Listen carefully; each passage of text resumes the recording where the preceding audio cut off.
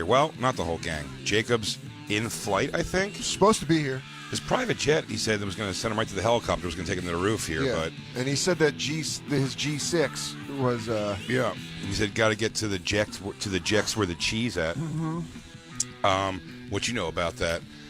But we don't have Jacob. But of course we have DJ Lewinsky. Ooh, we got Christine Evans back where she belong. We got Black Lou Johnson. And returning from Billions Purgatory, it's the man, the myth, the legend, the voice, the looks, the face, the funny, Dan Soder. Horn fucking. Sorry, I don't know what happened the past 2 days. I've been in character. Everyone knows I Daniel Day-Lewis, so I have a separate apartment for the character of Dudley Maffei. How was Maffei's life this week? Oh, it was filled with intrigue and betrayal. Scandal. Oh, and Your career, grab. right? So Yeah, we I've try been to rolling my R's a lot. We always try to hold the fort down when you're not here. We had good shows. But, Man, Justin and Bobby Silver. rule. I was keeping my finger on the tap. You gotta check in. Yeah, Bobby Kelly is also. He was yesterday. Was absolutely great. I was showing you some of the videos that I was showing him. Yeah, you showed me some of the old school freestyle. Freestyle musician. If you are from that time, man, and if you like that music shouldn't be thumped anymore at all. Yeah. That's Unless you're big time Tommy and you kick it old school. Yeah, and you know, you if take it easy. take it easy. If you're gonna be the part, you can still rock that music. But even like if I'm pumping up like "Take My Breath Away" by Berlin, Sure. it's a fantastic song. Great. I'm thumping it windows up on a highway, and I'm doing it unironically. I'm really enjoying it. I couldn't understand for just yourself listening to that kind of music. Could you imagine? Like that's music to thump out of your car as you circle a mall, hoping a girl looks at you. I always like the idea of like retired greatness. You know, like they always do it in action movies with like killers. You know, they always do it where like you are the best. You're the best we ever had, and they come back and they're like, "Then I gotta do it." And music is cool too. Like if you knew someone like who did Dead Man's Party? Boingo Boingo, Danny Elfman. Danny Elfman. But you know Danny Elfman from all of his movie scores and shit like that. But then if he sat down at a piano and was like, "It's a dead man's body," and ripped it, you'd be like, "Oh shit, that's so awesome." This is the funniest music to be like, "Can I show you a hit I had in 1996?" It's like, "Take my breath away." No, these and are. then I go. Yeah, they're all exactly those. There's all the times that if you plug your nose with a clothespin, you can do it. Goes, I miss you, girl, miss you so much. You and my friends and everybody got along. I miss your touch in every way you live about. Girl, you left me. You know you did. And every song at some point goes, why did you have to go? And all you did was go. Why did you have to go? Yeah, it's all dudes. Girl. It's all music for dudes who sleep in silk sheets. Oh my God, yeah, yeah. Guys that put cologne on their pillows. They do a spritz before they leave. It's definitely a guy who holds himself up in body rolls while he fucks. Oh my God, yeah. Or maybe fucks in a very loud, open silk button-down shirt. But it's open. Yeah. He just leaves it on though. That's noisy sex. Every single one of those people, noisy sex. Well, noisy also because there's going to be a lot of herringbone chain bracelets. Yeah, that a are lot of clinking and clacking. But the show you were showing me was a public access show from Staten Island. Up late. Well, it depends when what era you watch. Up Late with Johnny P. Or Late Night with Johnny P. Either way, it's a shit show front to back, but I can't stop looking at it.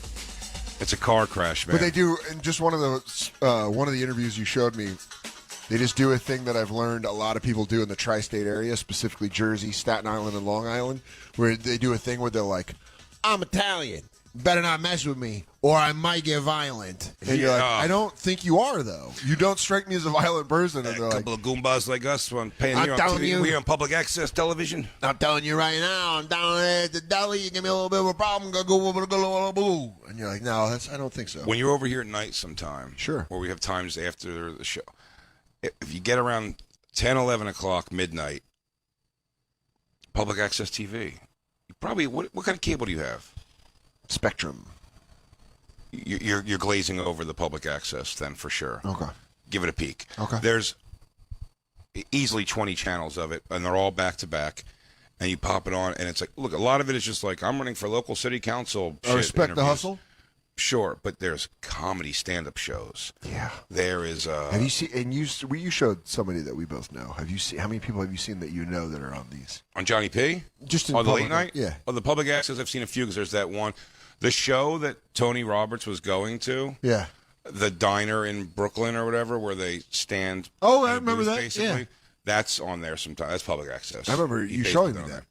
Yeah. I did one in the Bronx where they were like, hey, come up and do an interview. And this is like pre-podcast, like 2012. And I was like, yeah, cool, I'll come up there and do it. And it took me up to the fucking deep in the Bronx. And it was like a long walk from the train. And then this lady's like, it was like a cool TV station, like an old 70s TV station. Yeah. But I was like, this is public access? And she was like, it is. You're on last. And we're not, I haven't started filming yet. I was like, this is crazy. Not to go way off subject, but just like to know your thoughts on this. Your real thoughts, because I preface all of this by saying he's a very good comic. I'm doing it a long time. Josh Blue was on America's Got Talent the other day and fucking like crushed. Yeah.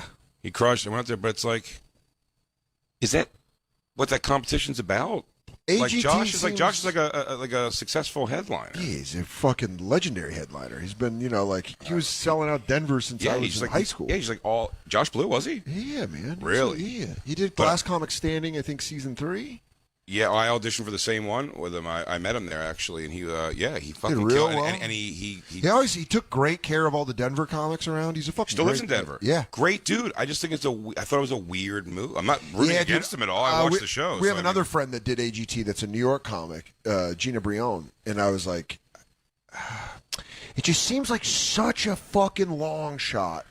Well, the long shot. Because who got close? Taylor Williamson. Yeah, but Gina Brion's... Gary Veter got pretty far. Gina Brion's great. I've known Gina for a long, long time. Very good friend of mine, actually. But I'm just like, it's almost a thing. It's like, I guess, like, if in the short term, it's like, you get a TV set, a couple people see you on TV. But if you're not going for the legit, like, I'm going to win this thing, and it's not a dig on Gina, it's a dig on comedy on that show, is not the same thing as anything. Do you know what I mean? Like... Yeah. It's you're dealing with people that are fucking doing backflips while juggling fire. My thing is exactly. I don't think a charming for a Vegas show. I don't think a charming take on toothpaste. But for a Vegas show, that's what I'm almost saying. When you're in a Vegas show, like your set just can't be like a. That's why I think of like it's like I'm married and I goes, but I'm a Latina from the Bronx, and it's just like that's not like a theater kind of stand-up show. Do you know what I mean? Like sure, but I also think a lot of those acts. It's always weird to me on America's Got Talent when they have like children. Because you're like, is that kid just going to go live in Vegas? You're making him into a showbiz kid? It's very, very like that's a weird thing to be like. Sorry, back when I was 9 years old, I had residency at the old Aladdin. They had like a 7-year-old. Fucking old weird. You know Gerald Kelly? I talked about this yesterday too. Gerald Kelly's son, his 7-year-old son, did it. And he did it separately. They did it, but like together. Yeah. They each did stand-up comedy. They both moved on. But the 7-year-old said, like, he forgot the part of his script in the middle of his set and then, like, recovered. But he forgot his script because he's not doing comedy. He's just doing something his dad jokes his dad wrote him. And he's just, like, learning how to say them. And it's like they move him on to the next round. It's like, why? Yeah. Like, why are you moving on? It's like, it doesn't make any sense. It's like, you're going to have this kid headline a thing? I just remember. What if he has anything that could happen to a poor 7-year-old in Vegas? Yeah, I'm like, what are we doing? Just gonna get stolen and put into a human trafficking ring. Oh, she's like, after this, then what? Let's just say, I was like, what's he hoping for from like the push? Well, it's like, because Gina Brion moves a couple more rounds up, get money. It changes the road money. So I get that to it. If I'm saying if you're doing it just for that, I guess. I'm not sure what Josh is doing it for. Probably more exposure. And maybe the handicapped angle, like maybe he can get deep because he's a strong enough comic. Yeah. To get deep, and then also having like everyone's going to be like, look how great I am. Dude, for someone who's handicapped. Veter fucking got far in AGT, and then that kid with the stutter that was doing comedy, just fucking that trump card. Beebity, that's all, folks. Bye, Gary. Yeah. Bye, Gary. That's so fucked up. That's so funny. Bye, Gary. I wish I would have thought of that when it happened. Oh man, he would be mad, but Bye, Gary. he'd be like, hey, that's not cool.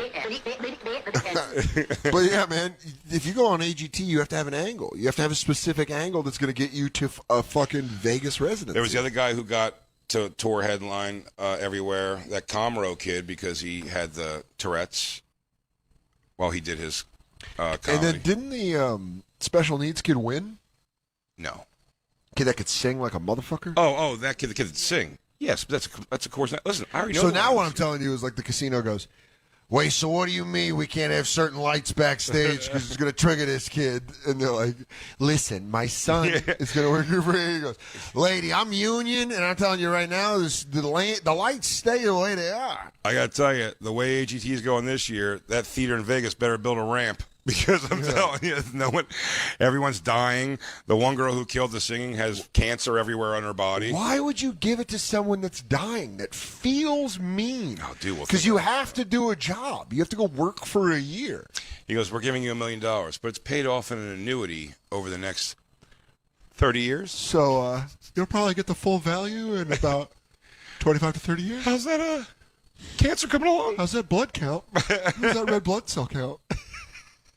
Did you But Josh Blue, yeah, I just thought, again, I might be wrong, but I just thought Josh made good money on the road already. So I thought, but he does. But it's also maybe there's a point in his career right now where he's but like, at some point, fucking make a push. If he doesn't win, though, that means some episode he's going to lose, whether it be one of the unceremonious ways where it's like all, these 4 people move on, everybody in the background go home.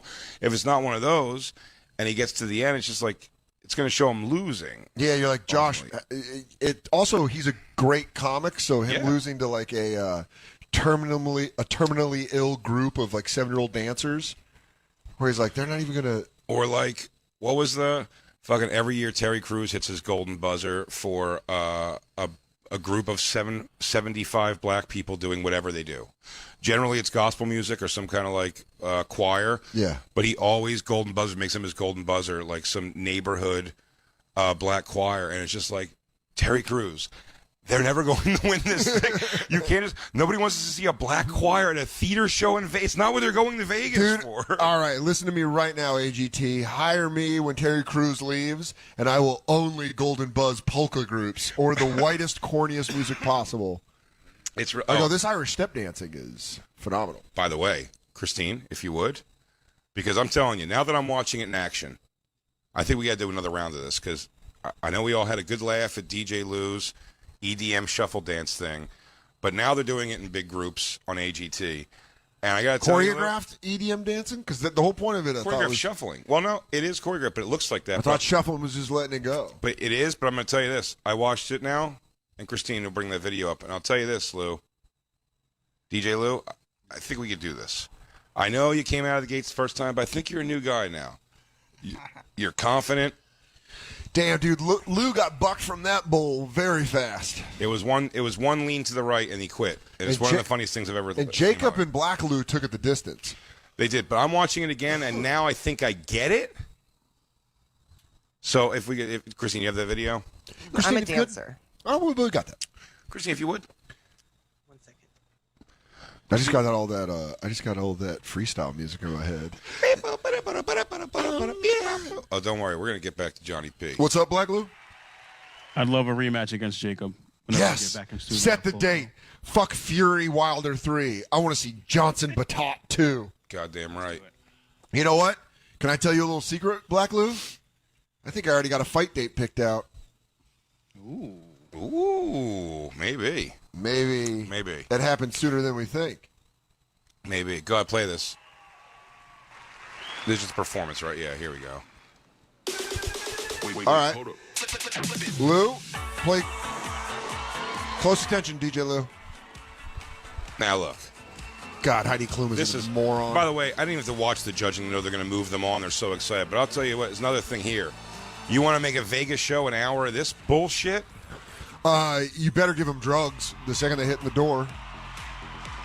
But as I'm watching it, we could do this, Lou. I getting douche chills already. I don't think I can do it. Yeah, well, we're not going to do it for real. I mean, we're going to nail it, but we're not doing it. We're doing it ironically to show how stupid it is. Do you think I could get? Do you think? That's why I say every time I want to do something that's stupid, he goes, "Dude, you guys want to go to the Air Supply concert tonight? See how gay it is." Oh, guys, we should totally do that. Do you want to buy merch? How funny would that be if we bought merch? But during the show we sang along all the songs and cried. Dude, how funny it would be if we followed him to the next city and did it all over again tomorrow. Do you think would it be fucking hilarious if we got their autographs afterwards and did the meet and greet? Do you think extra? Do you think Heidi Klum would pass me the next round if I just came out on stage and jingled keys at her? Yeah, I think she would. She's a moron. We watched that thing last week when the guy made the mention of a black person, and she was like, "I didn't know if I was okay to laugh, but then I look and I laugh." You're Vergara. You're moving into your Vergara. You're right. I can't. I love your Klum, but you're moving into your Vergara. I don't know how to do Klum. I only have Vergara. On this episode, they made Sofia Vergara think she killed Simon Cowell. By the way, they blindfold her and have her shoot a crossbow, and they have an arrow in Simon Cowell. And Simon Cowell, before he really lets her feel it, which, by the way, she's such a buffoonish nitwit that you could have absolutely made her get upset for real.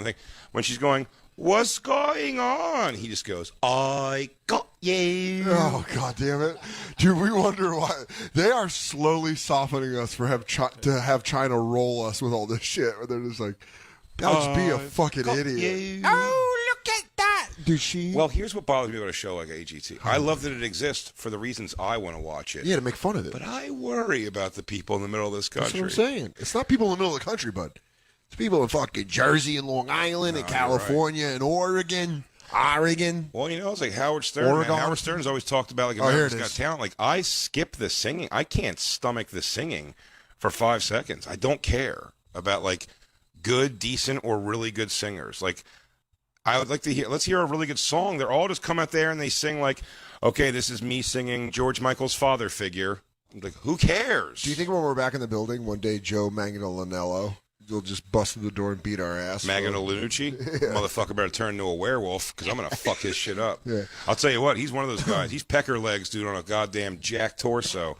So we go low. We're going to have to fight. Damn, we go low high on him, dude. We'll fuck him up. You got, all right, yeah. You fucking take out the legs and I'll fucking clip him up top. Ronnie Lottom. Yeah, I got a bug. Christine, we also going to have to fight Christine from kissing him. Oh, Joe Manganiello? Yeah, for sure. Oh, damn, that was hanging out. You're okay. You know what? I'll vamp though. Just go throw it in the trash because I'm that guy. I'm from Colorado and I can just put it in my pocket. Okay, I'm okay with that. Put in your pocket. That's fine. I'm a little traumatized too. I don't know if you know this, but on Mondays, Legion of Skanks. Not only did I get this joint, which I'll point out, and hold it might for affect days. the rest of the show. Yeah, I've been. This joint, this show could go real south. I held this in my ass for 10 years. No, for three days I've been holding on to this one because Enrique? Mm-hmm. Yes. Enrique from down at Legion of Skanks gave me this for us. Mm. It is Corey Haim strand weed with it's called Star Dog. That's awesome. So we'll find out if it is. Man, can you imagine if Corey Feldman was cool and we could smoke Corey Haim weed with Corey Feldman? Do you know what I miss? Can we just? I know I'm all over the place, but someone bring up Aaron Carter telling Corey Feldman again that a black swallow just flew by and he knew that was Corey Haim? Is that true, man? Do you remember? That's one of my favorite things. When he goes, "Oh my god!" Oh my. By the way, Corey Feldman's face when Aaron Carter, a little Bonfire background here, A little context. Bonfire Celebrity Marriage Boot Camp. I think a season ago had Aaron. It was Aaron Carter and Feldog were both on the show. Feldog with his wife and brother, Aaron Carter with his mom, and they're both such whackers. They just really bonded, it seemed, over so many ways. And one episode, Aaron Carter comes in from the outside from smoking a cigarette and says that Corey Haim just went through him and spoke to him. And then when it went away, like a bird flew away. Like it was, and Corey Feldman's reaction, he's such a wiener of a guy that his reaction, it seems like when Aaron Carter walks away, he's reacting in a way that he's going to look over at his wife and go, "You hear this whack off?" Yeah. Because he's going, oh my God, he's in the bird. He flew through you. Like it seems like he's like. Well, it seems like he's calming down a crazy person and telling them like what they need to hear. Yeah, just to appease them. And then when he walks away, he goes, "Can you believe that? That was his voice coming through." Do you think if you're the person around him, you're like, wait, Corey, you're kidding, right? He goes, "Yeah, right." Corey Haim just flew out of his. Corey Haim just flew out of his chest in a bird, right? He's like, "That's crazy." He goes, yeah, that was crazy. Hey, I'm going to go. Anybody want pizza or something? I'm going to run out. Did you see where Ashley went? Ashley! Ash! Ashley! Ash! He's around here somewhere, dude. He goes, "Dude, that's fucking good crazy." seeing you. Good seeing you. I got a split. Dude, just remembered. Holy shit, I left the oven on. I got a jam. I have to get out of here so quick. I can't remember. And honest to God, like this shit's Would you so mind ordinary. driving me around looking for the bird? Oh! I want to. You know what's weird is I would normally. I'd be the asshole that when Aaron Carter walked away, I'd go over and I'd go, "Dude, the nutsack on this guy to say he's talking to your best friend, that nonsense bullshit." He goes, "What do you mean? You didn't hear his voice?" No, he was. That whole house. How has Aaron Carter not ever again discussed the fact that he was a medium for a couple seconds? He's like, "Oh yeah, I forgot about that." That's what he was saying. He goes, "Oh yeah." Did we talk about the Lamar Odom? Lamar thing? Odom punched at him. I think we watched it. Did we watch the Lamar Odom thing? Why do I not remember us talking about it? No, it looked like when you fight at a carnival with the big boxing gloves and they put the headset on you. Yeah, I mean, It was Lamar, that Lamar like in a Odom- bouncy castle. Lamar It looked like a Odom's bouncy castle. His junkie punches would just land, and he was just throwing around what now again resembles a little boy. I think everybody in Celebrity Boot Camp was a tiny man because you don't realize how tiny they They are. filmed at one of those little houses. Yeah, I mean, also Lamar Odom's a fucking basketball player, but what's he, 6'7"? Yeah, at least, right? He was a fucking small forward. So it might be 6'10". Dude, Lamar Odom? and then he gets in there with Aaron Carter. Do you think he's 6'10"? Could he hit free throws at all? Because I don't really he probably remember. couldn't, right? If he's 6'10". Yeah, look at that. Look at the size difference. It looks like a white trash kid fighting his black stepdad. It really fucking does. Where he's like, "Fuck you, man." And he looks like he calls his mom by her first name. Yeah. Carol, why'd you bring this guy into our house? You fucking ruin everything, Janet. Oh, yeah. I mean, we'll tweet out the YouTube thing that we had. Watching it at a bar. That's one of those fights that if I wish I still drank, because I'd go out and get drunk and watch. And he's like, "Woohoo, I did it, though." It's like just a shit show. Aaron Carter's like, "Oh, I've really done something." Also, when you don't do the Logan Paul thing well. Yeah. Like when you do a fucking grift, but you see someone do it better, you're like, "Oh, shit." This needs to be across platforms, by the way, because I was so proud of him. I gave Louis J. Gomez a kiss on his head the other day. If you bring up a picture of Enzo, Christine, Enzo Amore, yeah, was our WWE. guest on. Was our guest. Man, on that guy Stand had one of the biggest catchphrases in the WWE history. Yeah, it's I forget what it is already. Me too. Is it- Damn. My name is Enzo Amore, and I am a fuck.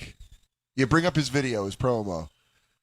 I am a certified G, and I'm close. Is that what it is? My name is Enzo Amore. Yeah, dude, he was fucking awesome. Him and Big Cass were awesome. In NXT, they were the shit, and they had Carmella as their manager. Oh yeah, he's great. He's doing independent now.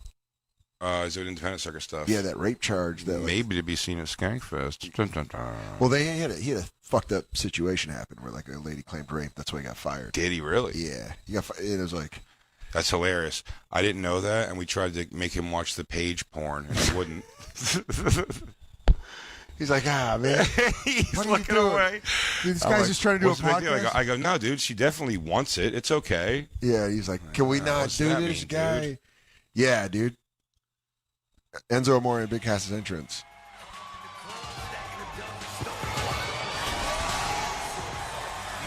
I mean, dude, they were fucking over. I They loved just them. loved him right away. Yeah, I loved them too. They were great. Was your thing just like Jersey dudes? Yeah. Real Genzos. Really? Yeah, but they could work too. They're real good. Big Cass is like, 7 foot tall. My name is Right here. Enzo Amore, and I am a certified G and a bona fide stud, and you can't teach that. I mean, dude, that was over for like a This year. right here, this This is Big Big Cass. Cass, and he's 7 7 foot tall, and you can't teach Yeah. that. Well, little kids know it. So gay. Yeah. Bada boom, realest guys in the room. How you doing? Yeah, they're just fucking. You know, Jersey so kids it's great. though. That's great. He's like it's like a road dog thing. Yeah, absolutely. That's exactly what it was. He came out. I told him he needs to make new merch because he walks up to me, Christine, and Isabel when we get out of the car. Yeah. And I go, "This is my daughter, Isabel," and he goes, "Enzo, wrestler." That's awesome. No, he was great. But so bring up just a picture of him, Christine. Lewis called him on Skanks. He said that Enzo looks like shipwrecked Jake Paul. And I made the room giving a standing ovation. I already know what you're talking about. That's fucking perfect. Dude, that's such a funny guy. Dude, Lewis with the home run. He's like Shiprock Jake Paul. He does look like Shiprock Jake Paul. That's perfect. God damn. Oh, that's funny. perfect. Oh, that fucking. Fine, I think he's in even better shape now. Yeah. He's pretty fucking He's good, jacked. man. Yeah, he's fucking, good for him, man. That was Good on the great. mic, good in the ring. Guy should work. He got injured at a pay-per-view that it was like one of those injuries in He said wrestling where it happens and you go, oh. I think he Really? got a concussion. It was something bad. He said that he got in the wrestling. He didn't go to wrestling school or anything, really. He was like a football player, right? No, he like talked shit about a wrestler or something like that, and like they were like, "Oh yeah, you want to wrestle?" He's like, "Sure." And like the WWE called him up, and they were like, "You want to do something like that?" Yeah. Just from viral video or something he did. That's crazy. Yeah, it's That's weird. always like those stories from stand-up comics that were like, I was in the audience and I was heckling. And then they're like, why don't you come on the stage and do it? Sure, I was wondering if that was Patrice Legend or not. I had another I never friend. asked him about that, but that was always the thing about Patrice. Like, Yeah. he was heckling. He was a door guy, and he was heckling something like that. Or he was That's like, is that a biop fact? more so, I think. Yeah. And We were it's like, talking dude, tomorrow I on go, the by the way, show. what you're describing, by the way, there is something that Patrice would like shit on if somebody did that. If somebody was like, "I can do better than you," as a comic, as like a door guy, I can It's do also better than the- you. I love that Rory Scovel, John Doerr bit that they did on Conan, Oh, it's so funny. where it's John, I think it's John Doerr doing They're stand-up. doing impressions of each other, right? Yeah, but then it keeps moving, and Conan and Andy were in on it. Yeah, which they makes, start doing like, oh, and Andy's all like, yeah, it's good. Those two guys fucking rule. I think Rory Scovel just put out a new special. really? Yeah. On Netflix? No, on something. I'm bad at this. Is that on Netflix? Is Rory Scovel not cantankerous, loud, or lesbian black woman? He's a sweet Southern man. Oh. Sweet. That's Southern not gentleman. Netflix, dude. That's not going to make it to Netflix, bro. I can't. I only go there for documentaries sometimes. Netflix has to put out more shit more often. They caught me with that Manifest show. God damn it. So now I'm beholden to them for a while. But, I'm amazed sometimes with how many shows people can watch. I'm still behind. well, they've also had a couple of clunkers with documentaries that are like multiple parts, and when you get to the end, you're like, what? Yeah, that was it. I thought that Aaron. I mean, that Hernandez- 4-part thing about the girl with the goddamn, who just like got high and crawled into a fucking water tank. Oh yeah, And the whole thing was like, is it ghosts. Is it paranormal? He goes, or was it a sinister plot for chemical warfare in the U.S.? He goes, no, she just forgot to take her meds for a couple of days and got naked and jumped into a water tower and then realized she couldn't get out. bad Okay. mental health with an accessible water tower? Yeah, and her sister was like, oh, yeah, no, we kind of always figured it was that she had a problem if she didn't take her meds. I wonder who do you think was the closest to her that thought the weird thing? Like, who was it? Like her cousin? Was it like a Well, they all coworker should have that's like, thought to themselves, I'm telling like- you right now, it's fucking ghosts. Well, they all should have she thought to wouldn't have themselves, died. like, why are you staying at the hotel where it's like notoriously, like it's where the Richard Ramirez, the Night Stalker, would kill and live? And they said he would like walk through, like covered in blood with a knife in his hand, and be like, "Hey, can you screen my calls, or can I get a 5:30 a.m. wake up?" Wanda, the hot water went out a little early today. No exaggeration. That's what they said. Like that he was in there, like. Jesus. And it's no big deal. So it's like, why would you stay at that hotel? And then outside was like Skid Row. It's like where everyone just like, band. yeah, Skid Row was playing outside. 18 in life, you got it. 18. He goes, oh man, it's Skid Row out there. Oh my God, Skid Row out here again. Dude, that would be such a funny slapstick movie thing. It's like, how depressing is Skid Row, and then just go like just pan across a bunch of people sleeping in sleeping bags on the street and begging for money, and then all of a sudden, like, just when you see him, you start hearing the music, it goes, "Get me to Skid Row, we are the youth, go wild." That's like an airplane joke. I think Yeah, and then it goes by, and it's back to more homeless people. They need to do those movies again. They stopped doing those movies. Slapstick? No, they do them. That's they do the scary movies, and then it just goes on to. I think that's what, like, I tell you, I watched that trailer for Gary Owen and Meet the Blacks. Oh, too. yeah, those are like the new ones, right? Yeah, and I think, and it's like, I don't know, the trailer was making me laugh. Yeah, just over the top characters and yeah, haunted, like parody of a haunted movie. Yeah, so it's all like the it's like the black comedy only is doing that. Yeah, though. Like they stop making like Airplane, Naked Gun. Like there's no like all the white comedies that come out now are fucking goddamn freckly black people and their ginger friends falling in love on fucking planes. What's that movie called, Christine? I always reference it because it makes me sick to my stomach that it's called a comedy. Turbulence? No. Can I name it? What's the Maya Rudolph pregnant? Like, yeah. Oh, those are considered comedies, dude. Well, it's not really considered a comedy. Yes, it is. Yes, it is. Well, Judo's it's considered like a comedy. But yes, like a romantic comedy is like its own. Well, that's genre. all white people make now is romantic comedy. That's it. love. It's. I used to love rom-coms. Huh? Oh, dude, there's a star of one. You did. Yeah. Yeah. Did I ruin them for you? I hope. I had a friend that Little loved bit. them. I'd like to believe it was me that ruined that for you. I had a straight male friend that loved them and would go see rom-coms by himself. He went and saw 27 Dresses by himself. No, I'll be honest with you. He just didn't want to tell you he was going off to do gay experiences. No, dude. No, he was. No one checked on him at the theater. No one was going to go check on him. That's why he told you. He's like, look, guys, I'm so straight, but like for some reason I have a soft spot for rom-coms. No, and even somebody, think back, Dan. A couple of you guys were like, I'd see that with you, and then he would be like, no, it's stupid, dude. It's I got dumb." a friend from another and then he would school. go fucking, and then he would go jack off guys. No, I just like rom-com, guys. Oh, this must have been the last thing. Was that- I actually had a gay friend here that Hold puts this on. in my CD player. Was that gay lingo? He goes, oh, honey, if he was saying rom-com, he was into boys. Yeah. Oh, rom-com? That's when you're sucking and getting fucked at the If same this, was time. if this was an 80s movie, I'd show him a picture of him, and he'd go, oh, I rom-commed him last Tuesday. Dude, if there's a gay guy on all fours with a dick in his butt and a dick in his mouth, that should be called a rom-com. There it is. Put it in the Urban Dictionary. Jay invented it. I invented it. Trademark. Trademark. Bonfire Inc. Cheap trademark. Registered trademark of Bonfire Incorporated. Bonfire LLC. Come get burned. Bonfire is it's a charity also.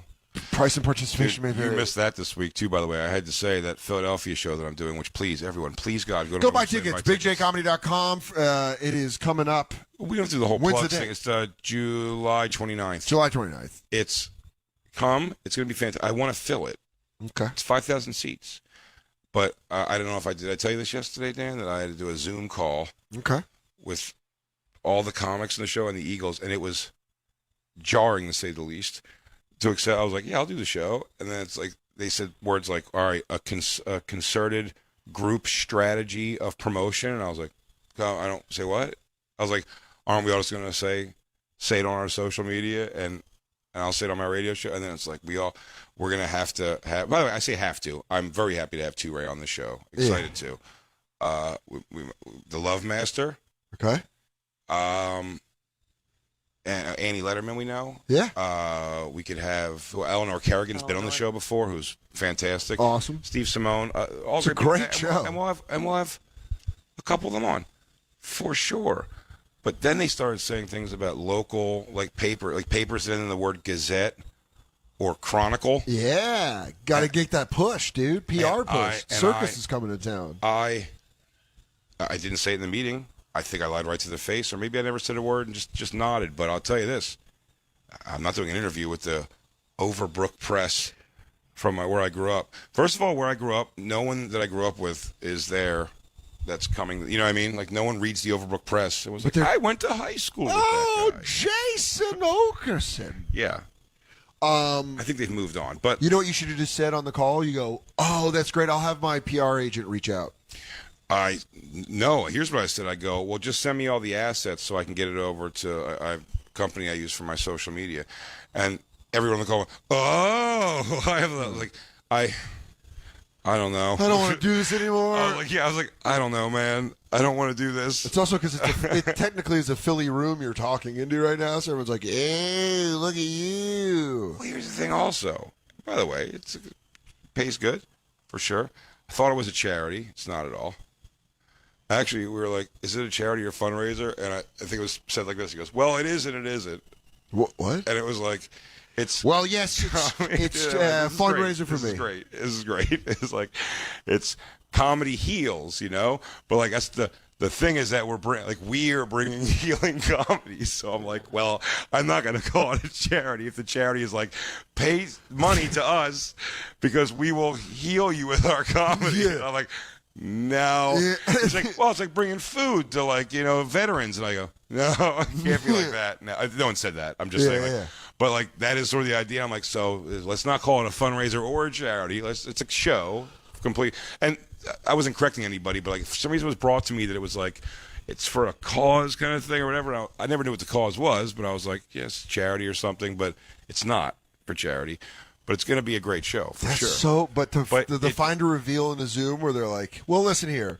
If anyone from the government were to ask, we are a charity.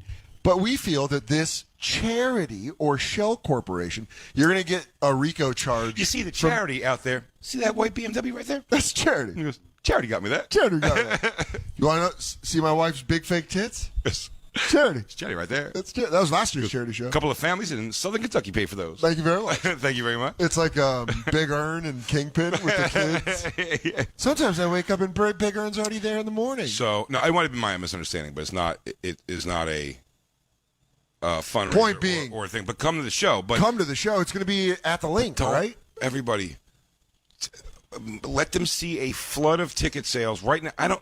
If 1,000 of you buy tickets, if 1,000 of you, 700 or 1,000 you just buy tickets immediately, it'll make a dent in this where I can go. I promoted it on radio and stuff, and like so there. The Philly Comedy All-Star Celebration at Lincoln Financial Field, Thursday, July 29th at 7 p.m. Show also has Delaware County's own Aunt Mary Pat. It's Aunt Mary Pat. Sorry, I gave you that Colorado twist. Cole Cosby, Eleanor Kerrigan, Annie Letterman, Steve Simone, Touré, and Philadelphia native Craig Shoemaker. Yeah, baby. Yeah, baby. Yeah. They said I seemed like when I asked about players being there, it seemed like it was the first time even the people who worked for the Eagles thought that was the case, and which may not be true, but it just seemed like it. And I was like, and they go, oh yeah, we should get in touch with so and so over at the Legends organization, which is the former players thing. And when they said that, I was like, I want some currents there so I can like make a buddy or two, if necessary, but or if I could. I said, I was like, oh man, I was like, fucking Brian Dawkins, Brian Westbrook, those would be pretty great. And they were like, they just kind of giggled, but didn't seem like it was a real thing. And Touré asked, he asked, it's so cool. Damn, black dudes are so cool. I don't even know. Touré might be 50 now. Or close. He's probably close to 50, Touré. And he goes, you want me to call 5, see if 5 want to come out? And like, I was like, he's talking about Donovan McNabb. That's a pretty cool way to call him. 5. Calling him 5 is Want cool. me to hit up 5? And I'm like, that's pretty awesome. Have you met Donovan? No, and I'll be honest with you, I don't think Touré knows him like that either, but just the way he said it. Just the confidence. I said Deuce Staley, he's still on staff. If we can get him out there, it would be nice for me. Somebody. Just somebody. What if they get you like a backup guard from the 93 team? And I he's like, worry. What's up, man? I actually used to be the long snapper. You know so what I it's mean? nice to meet you. Eugene Pollock? You don't remember me. Oh, man, come on. I had about 3 snaps a game towards the end of the year when there was injuries. I don't think you remember me. Eugene Pollock. I was part of the door to the shore play. Remember, where it was like I missed the tackle and then we all head off for the rest of the year. I had a fat bar down the middle of my face mask. Do you remember? Or the fat bar, neck roll for no reason. White. He goes, jersey clean, as a whistle. I was Bill Romanowski's backup. How do you not remember me? What? I thought you were a fan. You told me this guy was a fan. Also, by the way, it was funny. Got Jaworski out of jail in '88. What was funny going around the room was I made the joke there with the Eagles people on there. I was like, Toure, if you kill in front of me, I'm going to go up there and tell everyone they cheered for a 49ers fan. And then they were like, and so the organization people he goes, no, really, are you? And he's like, yeah, I'm a 49ers fan. All right, good. And they go, oh, that's cool. And then Eleanor Kerrigan was like, I'm all Rams. And then the Cole Cosby, I'm sorry. They've said his name wrong. It's Crosby a few times. Cole Cosby is a young comic from Philly, and he goes, "Oh man, I'm a Cowboys fan." Uh-oh. And I was like, "Yeah," and I started laughing. And Craig Shoemaker, it seemed like at that point the wheels were coming off for him because I don't even think he checked if any of these people were Eagles fans, but he knows. He goes, "Well, I saw Jay at a Eagles game. We sat and talked for a while, so I know he's a fan." I'm like, Also, yeah, no, I'm a fan. Yeah. I'm a fan for sure. But Annie's no, a fan, right? As much as Annie can be. I promise you, she doesn't know the name of one current Eagle. Yeah. She's like, shut maybe. up, I shouldn't say that. whatever. Maybe she. I don't. Terrell Owens. Yeah, something like that. She's gonna say, Whatever. McNabb. You're gay for knowing all the names. Yeah, you're gay for McNabb, probably, Yeah. right? That's a name of a I would guy. say that sounds like a solid Letterman defense. Good Letterman defense. Simone probably is. Steve Simone probably is. Dude, but watching and someone Craig Shoemaker is for watching sure. someone melt down and be like, What do you mean you guys aren't fans? Oh, dude, it was funny. It just unraveled. I mean, I was the only one on that call Damn. of all of us that was an Eagles fan at all, which is pretty hilarious. And that's why By you the way, get to when meet Cole Cosby said, third string center. Cole Cosby goes, well, I feel better saying that I'm an Eagles fan. And even after someone said Rams and 49ers, they said Eagles. And I will say all the way down to the PR people were like, oh, no, come on. Yeah. Like on the Zoom call, they're like, oh. Division rival is much different. It's like, oh, you like the 49ers. And you're still performing for these people? Like, the Seahawks, honestly, unless I needed the money desperately, Yeah. I wouldn't want to do a show for the Seahawks. Aunt Mary Pat's, I assume, an Eagles fan also. That's what's crazy. Buffalo Bills. Because you know what? Despite the purse, the outfit, and the whole act, Bills Mafia. Bills Mafia, Just, Niners gang, this dude, is how I roll, gang. all days about it. It's fucking Bang, wild. bang, Niners gang. It is wild. I agree with you. No, that'll be fun. That'll be fucking Look at real this. fun. Man, we were supposed to have such a cool surprise Dan, today. look at this thread. Look at this thread of. I write nothing. I wrote my name. I got this. Is Jay. And then is it people just talking? Dude, it's. He's showing Man, me it's all over the place. to explain. He showed me the thread for the show on his text messages, and it is mostly it's everyone else but Jay. I mean, I think also there was a thing on the call that, like, it made me start laughing, and Toure questioned it right away. I mean, jokingly, because it was said that way. I was like, Toure, I don't know where, it's just some comment along the lines like, I'm not sure where your crowds are exactly coming from. I probably wouldn't be this place. So if you want to do some promotion in those venues, and it was like, Toure was just like, why would my venues of outlet, my outlets be different than yours? He's like, oh, that's an excellent question. Okay. Well, my grandfather is from Poland. He goes, yeah, I don't know how exactly to connect. I don't know how exactly to connect with your people. Yeah.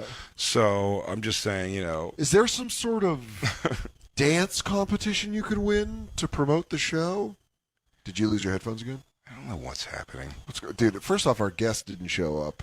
I know. We got garried today. Everything's stupid. We got garried hard by someone we love so much. Christine, has there been any contact? No, I haven't heard from him at all. Let us know when you make first contact. Oh, man. I'm so upset. I thought today was going to be different. I thought today was going to be the day. We have to do commercials, don't we? Yeah. Or do we not because Jacob's not here? Oh, All right. yeah. We'll do them. Fine. Christine, did you even send them? Everything's stupid. Everything's stupid and I'm sad. Did you? Oh, no. I dropped the charger behind your couch. I suck. Oh, my God, I God. suck. This is a horrible text thread, man. We're going to be right back. Can everyone send me an email with any press connections you have? Oh. Just media and fill your team that you can book to help promote the event. I don't want to do. We do this. Well, that's Every day. That's why we've spent the beginning of the show talking about it. This is the promotion. You promoted it. I know. You're good, bro. By the way, Bro? someone's self-emoji looks like me. That's weird. That's pretty cool. Is it, though? Big fan. I'll You never got a big know. fan. Let's take a break. We'll be right back. We got that fight video to watch. Oh, yeah. That'll cheer you up. Oh, and we have a guest. Hell yeah. We'll watch it with him. Great. Yeah. It's yes, the Bonfire. queen. Yes, Queen. It's the Bonfire. We'll be right back.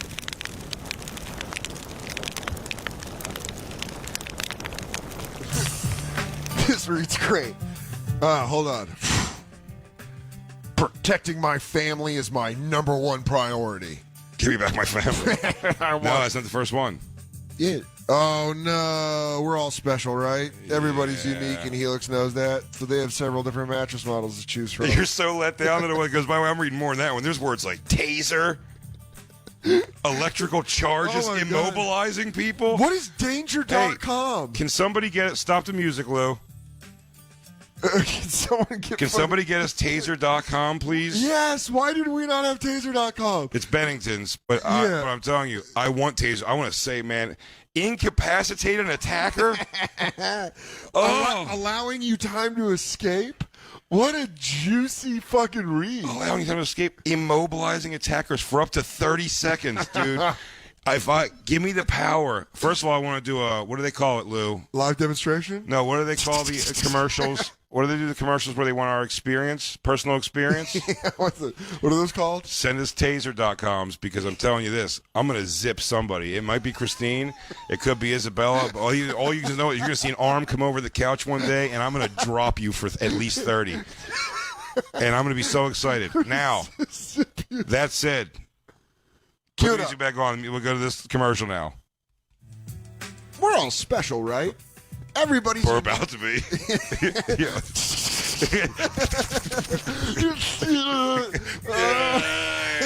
Yeah, it's so lightweight and so powerful. Put him down on the helix. Lay him down the helix. I'm gonna give him some more. You want some more juice? You want some sleep juice? You want another taste of juice? Yeah, that's why we got you this firm mattress, because we took the test on what's best on getting incapacitated and falling down. Oh, But seriously, if you do but seriously, folks, if you do go take the test, you can get matched with a model mattress just perfectly. been a long week. Long week, guys. Comes shipped right to your door with free shipping, so that's awesome. Contact-free delivery. You don't ever have to go to a mattress store again. Helix Sleep was even awarded #1 best overall mattress pick of 2020 by GQ and Wired. Taser Weekly Give me back said, my family. Taser Weekly said, a must sleep. They have a 10-year warranty. Taser Weekly said, take a load off. Said get tased on this. Risk-free. But that is pretty awesome. You get to try your mattress out for 100 nights of just tasing someone on it. Helix mattresses are shipped right to your door, completely free. They'll even pick it up if you don't love it, but you will, or you're going to get shocked. Right now, Helix is offering I'm going to call it the Jazer. I'm going to call mine the Jazer. You just got Jazered, Christine. Dude, that's a good name. But make sure you go Hey, Christine, looking good in those jeans. $200 off all mattress orders. Get them $200 off at helixsleep.com/bonfire. helixsleep.com/bonfire. Whew, my face hurts.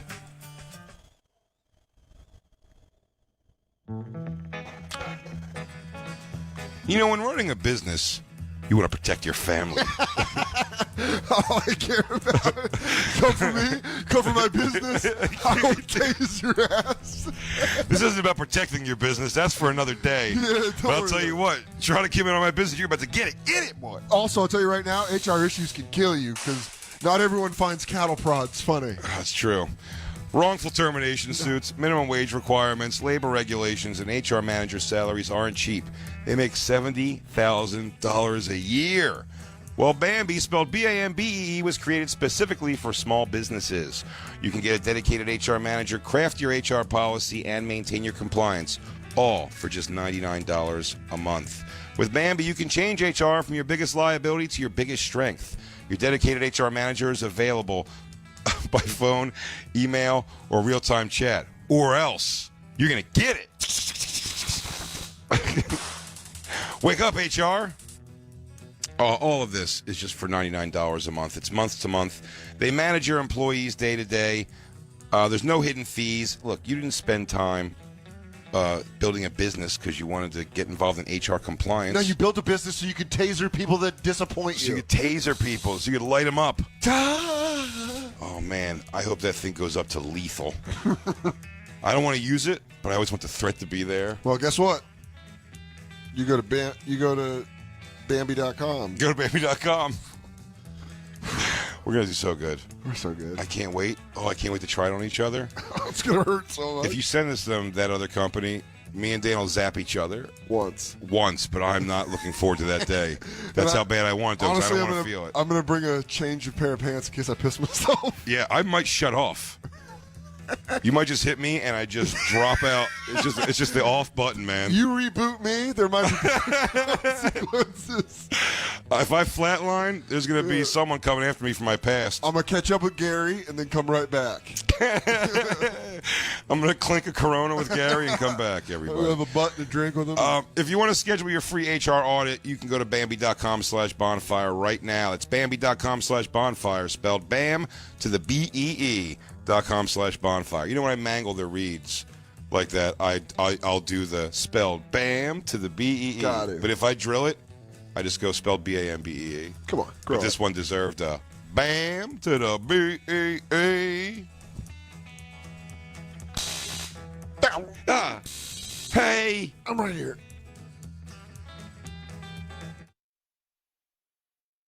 We are the Bennington Show, the only father-daughter radio show in the history of radio. And we're on every weekday at 2 p.m. East on Faction Talk 103. And every day is a very special episode. For example, last week we actually learned that stealing is wrong. And today we're getting our producers off of drugs. Tune in to a very special episode every weekday, Bennington, 2 p.m. East on Faction Talk 103 and available on the SiriusXM app. SiriusXM presents an all-new exclusive podcast. Comic-Con begins. Comics, science fiction. Monster movies, Star Trek, fantasy, Star Wars. Learn how a group of high school comic book fans, Their children were going to the back of a dirty bookstore. started what became the biggest annual pop culture event in the world. Geeks are running Hollywood now. Comic-Con changed my life. Comic-Con begins, a 6-part series. All episodes available to binge now on the SiriusXM app. Download today, free for most subscribers. Getting the care you need to stay healthy shouldn't be hard or expensive. Everyone should be able to afford their medications. Check out GoodRx. With GoodRx, you can instantly compare prices for your prescription at every pharmacy in your neighborhood and save up to 80%. 80%! GoodRx is free and easy to use. And many times, it's often cheaper than using your insurance copay or Medicare. With GoodRx, you can find discounts for your prescriptions at over 70,000 pharmacies like CVS, Kroger, Walgreens, Rite Aid, Vons, Walmart, and more. GoodRx is the #1 most downloaded medical app, and millions of Americans use GoodRx to get affordable health care every month. Start saving up to 80% on your prescriptions today.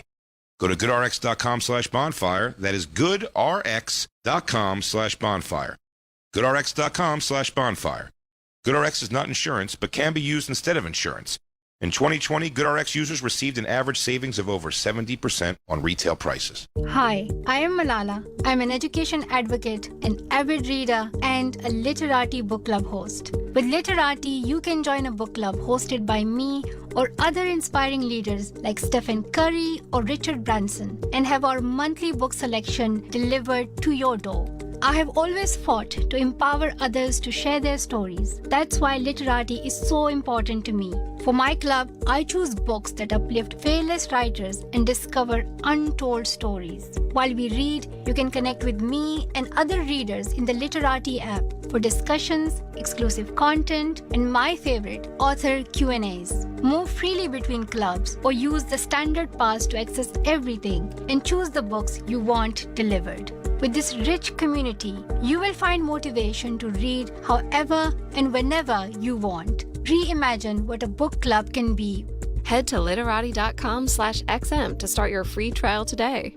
At Nom Nom, we make real good food for dogs and cats. And we mean that exactly like it sounds. Real, as in 100% whole ingredients. No dyes, fillers, or preservatives. Just restaurant-quality cuts of protein and hand-picked veggies. The same stuff you eat. Good, as in irresistible for our four-legged family members. The research even says our recipes have higher food-to-stool ratios, which means they are more digestible and energizing than kibbles and cans. Food, as in recipe after recipe, all prepped and mixed in our kitchens. No flash frying, no extrusion. Only carefully selected ingredients individually cooked to seal in maximum nutrition. Dogs and cats, as in yours and yours alone. Each of our meals comes carefully pre-portioned and delivered to fulfill your pet's exact nutritional needs based on age, weight management, and sensitivities. Not a calorie more than they need. See? Exactly like it sounds. Try 50% off your first order of Nom Nom fresh pet food at trynom.com/serious. That's trynom.com/serious.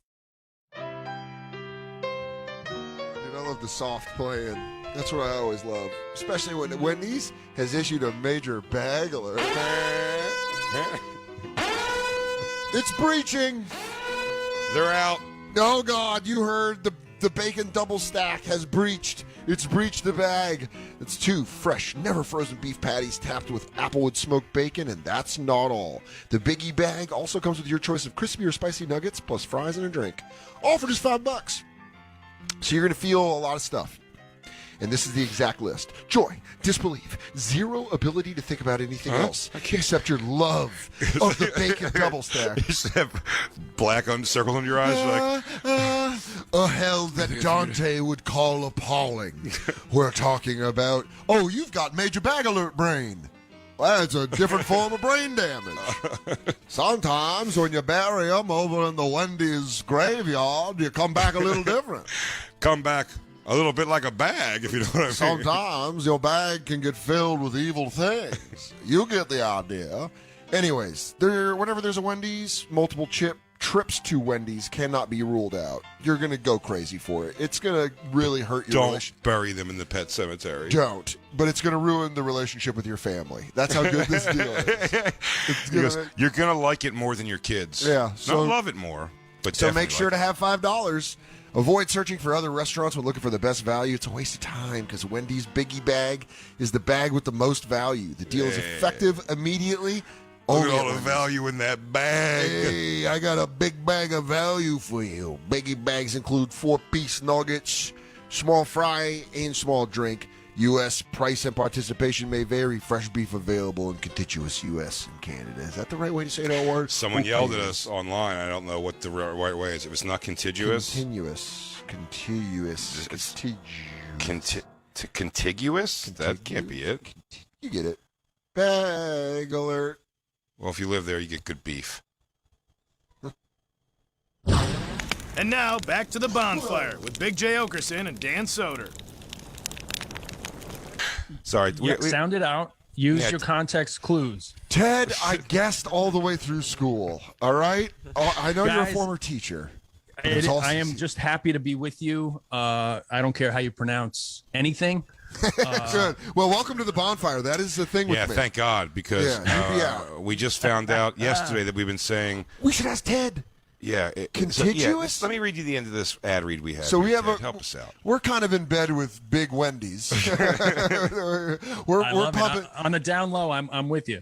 Okay, yeah, we're pumping their agenda of major savings. Also we're also trying to woo another advertiser coming on for tasers, but that's a different. We found out the Bennington Show has a deal with Taser.com. How cool is that? That is great, and it is pronounced woo. Is that what you're going to ask? Yeah. You're trying to woo. Yeah. Woo. It's woo. That's the proper term. Woo, yeah. To win someone over in affection. Wendy's would like you to know, and tell me if I'm saying this wrong. And it's the C word that I'm going to say here that they're going to say I'm saying wrong. Okay. Fresh beef available in the contiguous U.S. and Canada. Who wrote that? Like, what some kind of ad nerd campaign? Yeah, fucking Dave Thomas, dude. Here's the deal.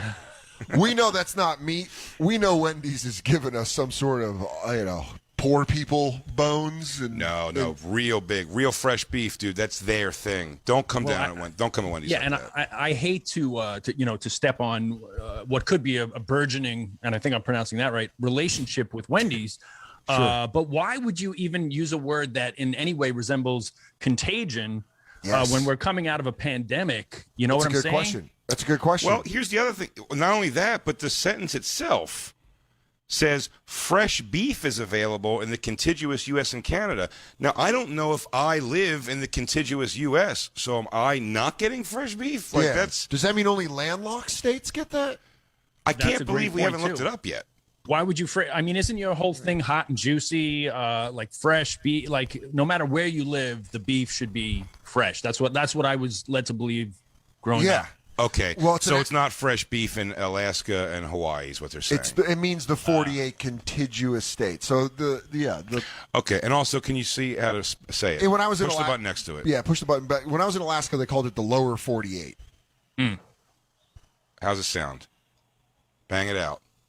Contiguous. Contiguous. Get the fuck out of here. Contiguous. Contiguous. I would have, Jay. I would have sided with you on that. I would have sided with you. Yeah, contiguous. By the way, when I said contiguous, the first time I've said it was the first time I read it was the first time I knew it was a word in that very ad weeks ago, and was so proud of myself that I was like, I said the word probably exactly how you say it, and it's going to make people think like, look at Jay's not even questioning. He goes, yeah, the contiguous United States. Can I share an embarrassing memory that just popped into my head? Please. I remember in high school, and I was a decent student, reading the word drought. Okay. Incorrectly, because honestly, I don't know how I made it to whatever age I was, 16, 17, and hadn't come across drought. So I think I said like draft or draft or something like that, and like the class is laughing. And the teacher's like looking at me like, you don't know how drought is spelled, you know? So like, just so Jay, what I'm trying to say is don't feel shame at coming across a word. But I was saying, how old were you when that happened? High school. So I don't know, maybe that's 16, the most 17. That's the most pressure with embarrassment. That is where like that's like Olympic athlete a level of pressure all the time socially. Because I considered myself relatively with it, like, I mean, and the you're word like drought. drought. You're like drought, and they're like, oh, Ted's an idiot. If you really, it's funny if you put a toothpick into me anywhere, you start to see where my humor came from and what I'm associated with from the things. Even a conversation like this, that we're having, where you learn words like that, and I learned the word depot. Is not depot. Sure. I learned that because in the shopping center my mom worked at when I was younger, there was a place called the Video Depot, and as a kid I could walk in there and you can see behind the thing porno movies. At the Video Depot. That's your episode 1 story. And so I remember being a kid and going like, I was like, man, there's you can see porn there in the Video Depot, and they were like, it's Depot. I go, still, still. I goes, okay, noted. And by the way, so noted that still rings true in my head today. That moment, I'm talking about being like 8, 9 years old. Sure, maybe. Sure. So and then you have the word despot, right, which is just an S away from depot. Yeah, and so and sounds the way you think it does when you call it a depot. Depot. I wonder if there's a video despot, which I don't know what that would contain, but probably the porn's good. Yeah. Did you ever do in your young time in comedy, Ted? Did you ever? Because like that's one of the hack like bits that like 14 people also had was like Houston. No, not that. No, like the hey, why would you get with that hamburger when you can have a filet mignon over here? The thing like right. That. Yeah, the mispronunciation of something fancy. Oh my God! Yeah. The Cabernet, a glass of Cabernet. That feels like a joke that would just blow apart a Long Island room, and then you're like, well, I'm in trouble.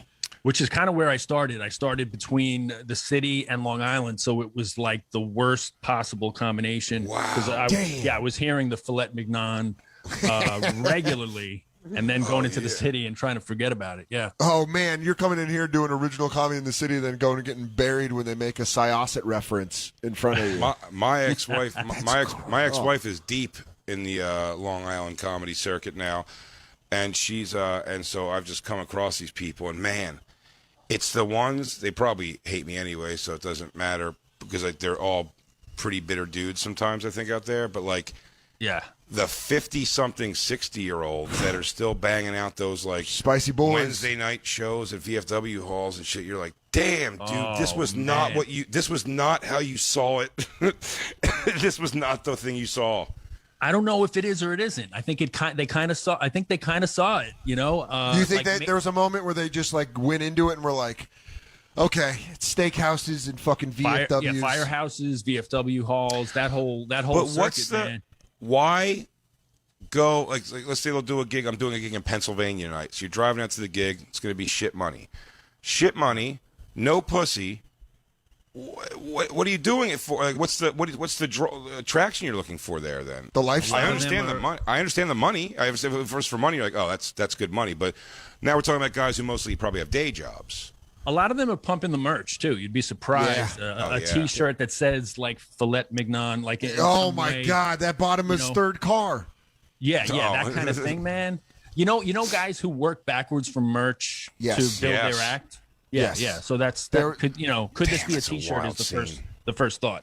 I think I've told this story on the Bonfire before, but this guy that was opening for me when I first started working, I did a weekend at Zany's Nashville.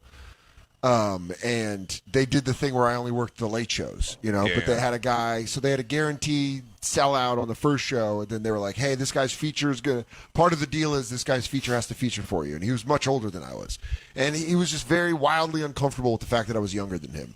And he kept being that thing where he's like, I was headlining when you were a kid. And it's like, well, then you suck, because now I'm headlining. One of my favorite stories ever was something like that. And he was a nice enough guy, but it was just such a weird situation with being in the green room in Rascals Cherry Hill, New Jersey.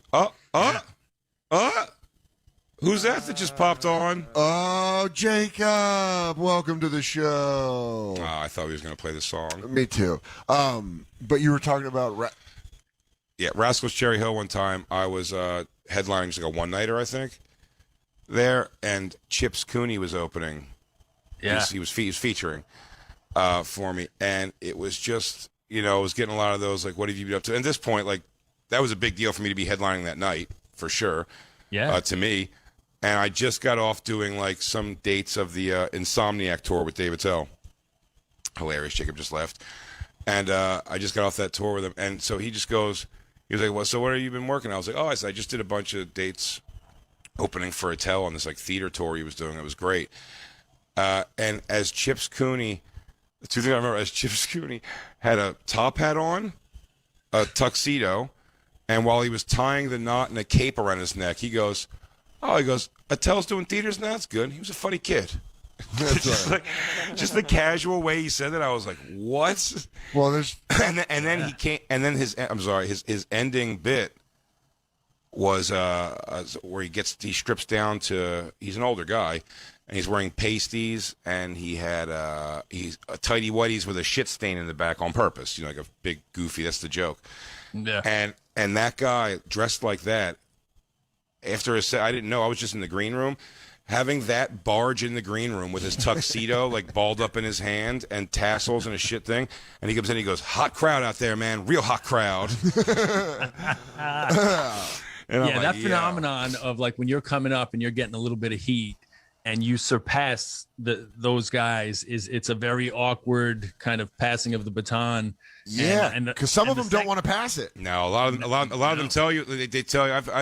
I've been picked up at the airport by a guy who's going to open for me before, and the guy's significantly older than me. Especially when I was like 10 years ago. Sure, I was in my early 30s or mid 30s, I guess. So like they just like they tell you they can't wait to tell you how much they don't know you. That they're unfamiliar with your work. They go, I never heard of you until this week. They asked me to do the shows with you. How long you been doing? I was home too. I'm home this week, so I figured I could do it. They had to give me a picture of you so I knew. Honestly, I had to learn about you even to know if I wanted to take the gigs. So this is weird for me. This is very. I've studied you. So this is your interview now, portion. He goes, "What? Are you a good guy?" Well, the guy that I was telling you about at Zany's Nashville, he fucking bombed. And he worked backwards. He worked backwards into the merch. So he had a whole bit that got him to this thing where he's like, I'm going to be selling these after the show. And it was like a shirt that was like, I got it hit and I turned out good, you know? And it was like one of those things. He was just a dick, so I don't care about saying it. He wasn't nice to me at all. But this dude, the fucking second night where it's still awkward, and I'm like, hey, man, how are you? And he's like, didn't stick around last night. It's like you said. They can't go out of their way to tell you that they think you suck. He's like, yeah, I didn't stick around last night. Listen, your fans don't really buy merch, so I'm going to be leaving tonight, a little early. And I was like, okay. Like, it would be funny if he was wearing a shirt that said, you didn't stick around last night. Sorry. And he just keeps taking it off and talking. He goes, it was nice to work with you this weekend. And I got another shirt that says... it's like the C'est La Vie video.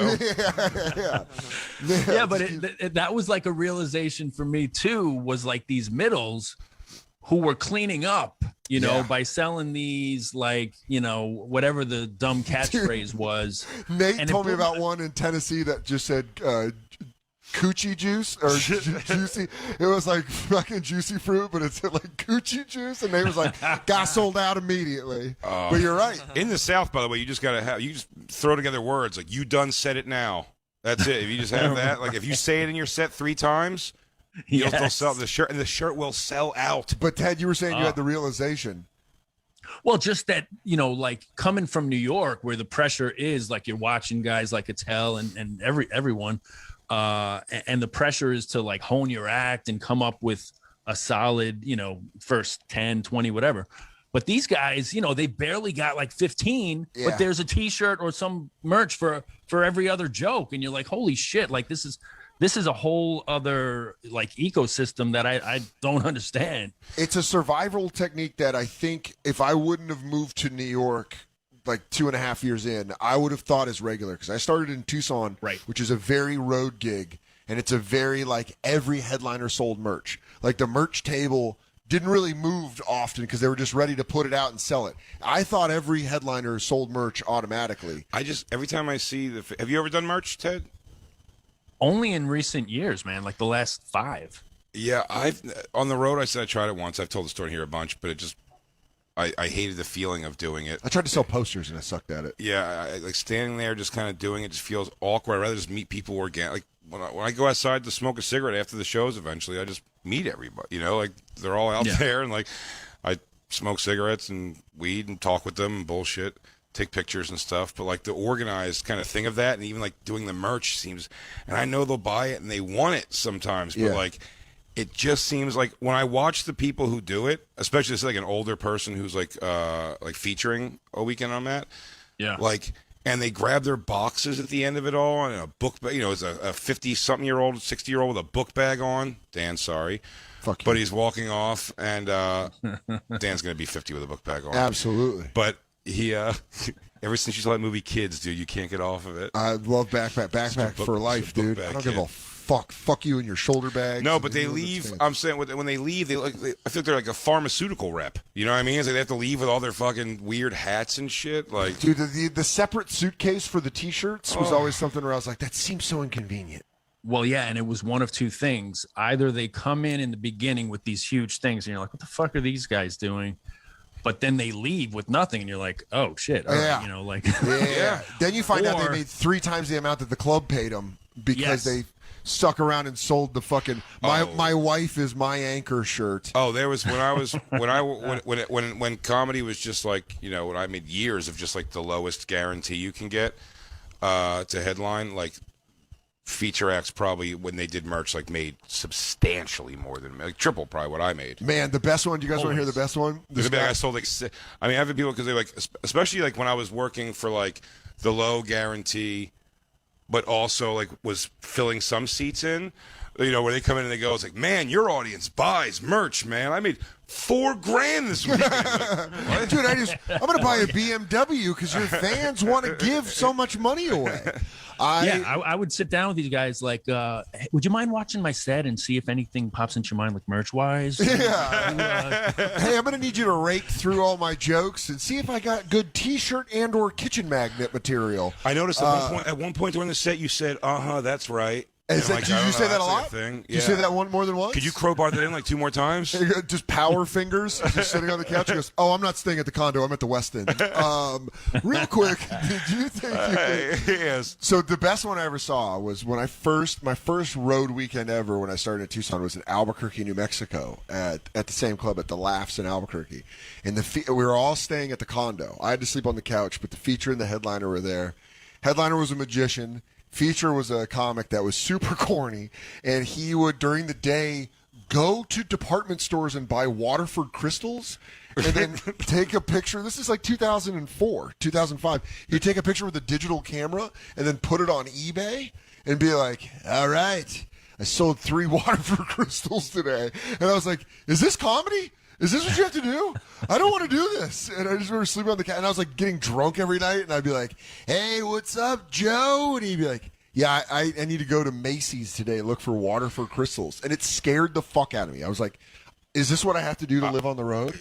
I'm telling you, I've had like the older guy where it said like they're like bragging at their age, and they're like, yeah, it's like they're 3 wives, it hasn't worked out, and the newest one doesn't give a shit how much he's on the road, and like legit like I couldn't see in my life like living that you don't care that the back seat of your car is like, I've seen it. They have like 13 shirts and a bunch of pairs of pants back there, and you're like, it's like, this is awesome sounding till you're about 30, and then you're like, well, I gotta like live some sort of an actual life one day like a person, so I have to make some actual money. You know what I mean? Like, yeah. Just that. And the worst too is when they try to big time you and act like they can do something for you when they're taking pictures of you don't know you don't know Margaret at Dr. Zany's. I'll talk. Let me get I got it. There is I wonder if there is going to be the way we're talking about, because all these people that we're talking about are very specific comics that started pre-internet. Every guy we're describing. I haven't met one person that's like young from the internet generation that's still hawking merch and got that, Chrysler out in the parking lot. I wonder if there's going to be TikTok stars or like influencers that lose all their fans, but they're still doing the influencer thing. Where they're like, hey guys, and it's just 1,000 people.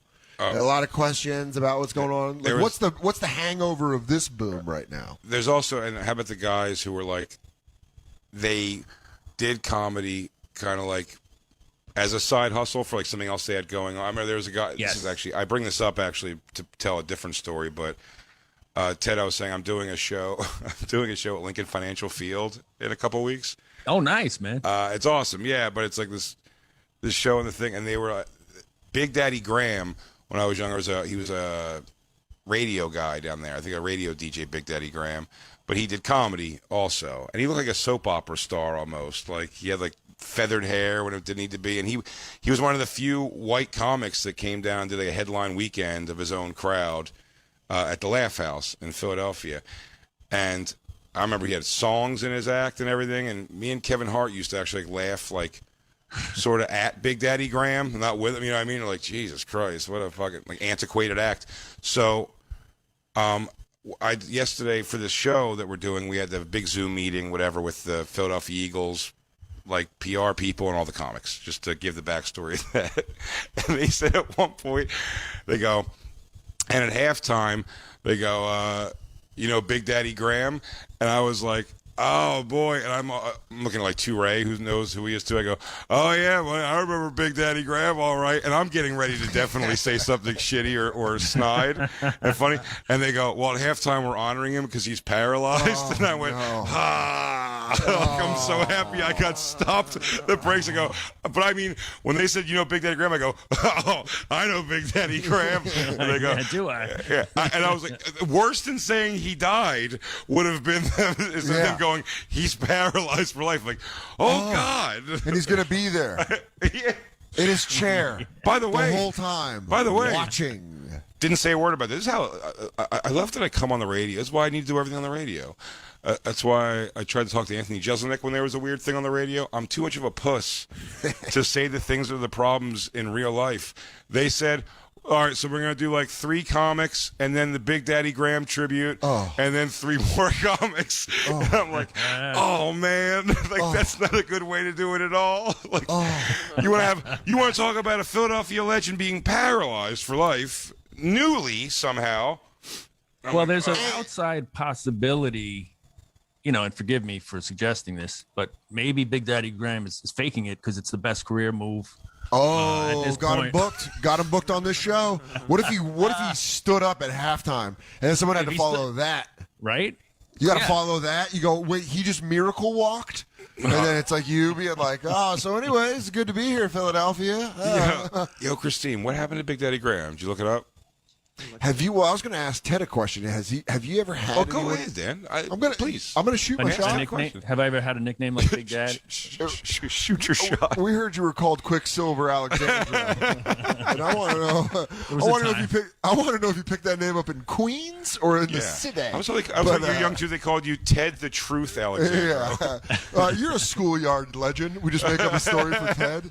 Ted, you inspired the Beastie Boys. Tell us how that happened. No, but when you obviously you're like one of my favorite comics, and what's cool about you is you're such an awesome guy to talk to and be around. Has anyone ever been a dick to you, and then you've felt like while they're going up, they've been a dick to you, and then later in life they're just like done, and you have to feel bad for them?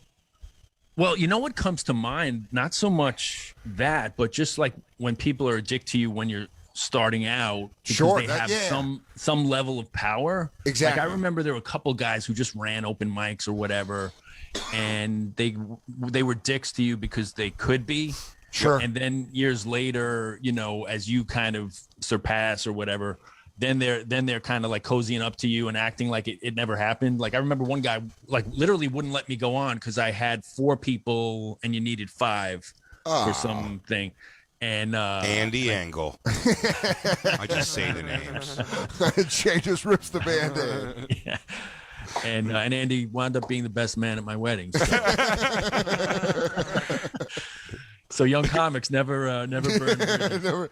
never turn around on that. Never burn bridges. Absolutely. I didn't have it so much with like the young comics that were like shitty to me or kind of nasty, like all just sort of phased out. Like that was kind of like shaken out of the net like right away. Do you know what I mean? By the time I started working in the clubs, like I wasn't really around those people anymore, and they kind of like just went by the wayside. More for me was like the way you're treated by like people who are the power people. There are like what was his name? Roger Paul. That guy was an interesting guy who would do that. And he's fine. Yeah. I'm not even fuck. I don't even have like a fuck that guy thing at all. He would be probably blown away if I did. But just like, because he doesn't even remember. I just remember, though, when like Keith Robinson, as a mentor of mine, was like, oh, get Roger Paul a tape. This is like, VHS. Get Roger Paul a tape because he books a bunch of like, he's basically saying like shitty stuff that like a new comic should be doing. And I was like, hell yeah, that's huge. But he's like all paying gigs. And like, I was like, I was talking to Keith. He said I should give you a tape. And he was just kind of like, but kid, like, don't bother. It was just like a very attitude of like, don't bother me. And when I was really young, too, Rick Dorfman, I called him. But again, I know now, like, all these years in comedy, the call that I made to Rick Dorfman was annoyingly stupid to him. But, like, it just wasn't nice. And if someone even calls because I'm a young comic, you think he was, oh, kid, like, what I needed from that phone call was more of, like, and I think it would have taken the same time to be like, oh, dude, you're not, like, looking for a manager. Just do open mics and, like, I think I did open mics for like 3 months, and I was like, well, time to get a manager. And I just made phone calls out of the yellow pages, and he happened to be in the yellow pages. Well, Dorfman was my manager. And he was just kind of like dismissively like, it almost made me feel like I was stupid for calling instead of saying like, oh, kid, like just do this other thing. But Ted, you said that Rick Dorfman was your manager? He was my manager for, I don't know, 5 years or something in the early 90s. So what I'm saying is I can make the intro now. Yes! Basically what I'm saying if you feel ready. If you're ready for that shot. We were talking about managers earlier. On tomorrow's show, we talked about assistants. It's time to link up with Dorfman. And I think Rick's I know Rick now at this point. Like, he's a good dude. You just remember it. You just have that thing where you're like, damn, man, you could have been like cooler to me. Yeah, well, there's also a flip side of it. And Ted, you've worked the Long Island rooms and every other room. Sometimes you have a booker that's like really nice to you or good to you, or a promoter, and then you like work with them, and then you have a friend that's like, that guy's a piece of shit, and you're like, well, he's nice to me. And you have a weird thing. Everything is always dependent on your relationship with the person, which is also Exactly. dependent on where you are in your career, right? So Yeah. it's like if someone treated me like an asshole when I was, first 5 years in, but then after I have a couple of specials or whatever, then they're like treating me like a human being. You have to learn not to take any, as hard as it is, not to take any of that shit personally. Exactly. It's hard. I do think it's hard. Yeah. I actually have a hard time with it. Yeah, I mean, I wish I was better. I think I'm good at like masking it at all. Like I said before, what I mean, like that nobody would see like that side. But I definitely have a thing where I'm like, I don't know, from a way long ago, like way long ago. This guy was just sort of a fuck. It's the reason I've never even attempted in 15 years to engage with Chappelle and Chris Rock when they're around, simply because like at this point it's frustratingly annoying that like I just know they've come in while I was on stage or come off. It's like they've never just, I'm the younger person who like, why don't you say hi once instead of like, they pass me like they're like, oh, are you a comic? And it's like, you just see my face for 20 years, dude. Like, come on. Right. Like, You know what's even worse? I go the other route. I mean, not recently, but when I was younger, I actually gave a line to Rock one time, like stupid. After I was like, because I was genuinely like watching his set. Something I thought was good popped into my head, and I did this with Seinfeld too one time. And I think it's the opposite. It's the same dynamic as what you're talking about, Jay, but it's my nerves and my whatever. I'm like, oh, I'm going to like pretend like we're all comics. I'll give you a line. Yeah. And both of them looked at me like, rightly so. Like, what are you doing, man? I don't even know you. Dude, that is the, yeah, but there's still a thing of like being like, I have that happen to me all the time. Fans have texted me entire bits that are just like not, like, I mean, like word for word, like many, many pages long. And you're like, I just go like, oh, dude, I don't really do other material, but thank you, man. You know what I mean? Like, there's still a way to just handle it, like, not like, hey, dummy, what do you think this is smart? Now, here's the thing. Yeah. This is why I love radio. Because on radio, I'll go, hey, dummy. But because there's, not that it's a shield that I'm being fake by it. It's just like, I genuinely just like, I'm not confrontational, and I like to be seen as like a nice person, I think, like, how do you mean radio in terms of like if somebody offers you something, like offers you like a suggestion or something? I don't no if somebody offered me a suggestion on a joke on radio, I go, okay, what the fuck is wrong with you? Are you offering me a joke? You don't offer people and I can, because I know I'm entertaining by making it funny and ball busty aggressive. In real life, I just eat it, man. I just go, I'm skittish and wormish. Like, I don't really, it's great, but it's just not really my thing. I see the potential. There's something there. Yeah, I just don't know. So that's what I'm saying. Yeah, I really and honestly, I don't remember either of those guys being a dick, but I just felt so stupid. Like they were both like, you know what I mean? You feel so stupid that you're like, why did I've told this story on the show before, but Attell called me one time to run bits. And I gave him a tag, and he just goes, not looking for tags. And I was like, oh, fuck. Oh, fuck. Oh, my God. Oh, fuck. I was in San Francisco, and I remember hanging up the phone and being like, why did I do that? Why did I do that? Yeah. But you're talking about them being dicks. A foolish mistake that I think a lot of people make when they move to New York City, especially when you've loved comedy your whole life. When you see Jerry Seinfeld, you're like, oh, shit, Jerry Seinfeld. You're very influential in a lot of people's lives with comedy and living in New York City. And I saw Seinfeld outside of Stand Up New York, and I was like, hey, how's it going? And he was like that, and walked by, and I was like, I understand that he's probably bombarded with, but there's a way to like there is throw a a way, hand. yeah. You realize and that's why I don't like not very believe nice. I don't believe when he came out years later and was like, I'm autistic, or whatever he said. He's like, I'm on the spectrum. It's like, it seems like a convenient excuse because you've just been a dick to everybody. Well, he's at he's at such a level. Yeah, that just everyone knows who he is and had the biggest show. Yeah, right? He had the biggest show of all time. But I'm saying, I guess he doesn't distinguish between. Oh, you're a comedian and you're an annoying fan. Everyone's annoying. I always remember there being years between us having this conversation of Ben. I mean, it was the day I, for whatever reason, got Ben Bailey's phone number. By the next day, I still lived at home in Philly. I called him to punch up one because of his you jokes needed a cab. How'd you get? This is well before Cash Cab. Telling you right now, Ben, I am deep into Roman history. So if this ride has any of that, No, Give me all your money. I gave him a phone call to punch up one of his jokes for him that he didn't ask me to do, and I will say he was like, oh, that's funny. Oh, thanks. Yeah, it's like, oh, I'll think about it, man. Like maybe, and he hung up and he never did it with that bit as he shouldn't have.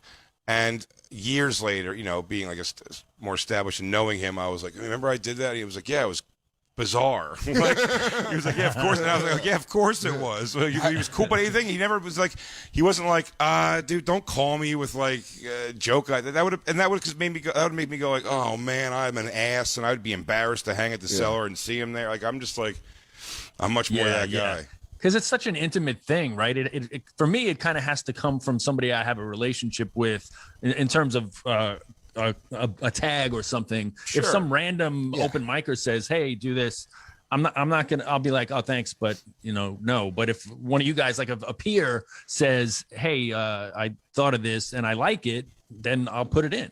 I think it's almost the equivalent of someone coming up and like adjusting your shirt or your pants. Where you're like, "Who are you? Why are you doing this?" And they're like, "Hey, move the shirt back," and you're like, "Stop!" But if your friend comes up and goes like, your friend comes up and goes like, "Oh, okay, there. Sorry, your hood was out of whack," and you're like, "Oh, great." But it's just some open micer. "Hey, Dan," and you're like, "Get your fuck on!" What are you doing? Yes. And I was thinking too with the Attell thing. Have you guys had the experience? I mean, this might have been exactly what you're describing. I'm not sure. But the late night phone call. Yeah, he's like, "Do you have a bit about Jesus riding a unicycle?" That's exactly what I was. Yeah, right. Yeah, he calls me. He's like, I used to ask comic, is that a real one? Jesus no, but it's something he might say. Because I'll tell you why. Like I say, you remember the weirdest one. I do this with comics a lot. For me, it was, do you have anything with Civil War reenactors and strap-on dildos? Nope. It's always like such. I just got one last week where he says, "Do you still have a joke about? Do you have a joke about still using cash?" I don't know. Right? Even like little things he throws out, like just crack me up. It's like, oh, that's probably better than anything I have. That's what I'm saying. That's what I always like do with him. Is I fucking like. I don't. Whenever he goes, "Do you have a joke about Civil War reenactors and strap-on dildos?" I go, "No," but I mean like. If I did, man, just do yours. probably better. My favorite. Just do yours. One of my favorite Attell moments was I was outside the cellar smoking a cigarette, and it was right after the Boston Marathon bombing, maybe 2 days after. And Attell comes up, and we're both smoking a cigarette, and he goes, "So how many Boston Marathon jokes do you have?" And I was like, "I don't have one." He's like, "You don't have one Boston Marathon joke?" And I was like, "No, but I'll go write one. I'm so sorry I let you down. I didn't know we had homework. Oh, fuck, are we doing current events?" Him and Patrice were the only two guys who could affect my set with, like, a snide comment at all. Like, I was blown away because Attell was always so, like, complimentary and, like good to my comedy and, like, really fostered it and put me out there for people. And it was just one show, I think it was Virginia Beach. He goes, "You gonna close on that dog eating pussy bit again?" And I was like, "Never again for the rest of my life." He's probably go, "Oh my god, that was like a negative from him." Was so like, oh, hey, yeah. I was just checking my phone for Attell interactions, and funny enough, one of the most recent ones, I asked him to do my podcast, and he's like, "I'm doing the Bonfire today. Can I get back to you?" Hey, we stole them from you.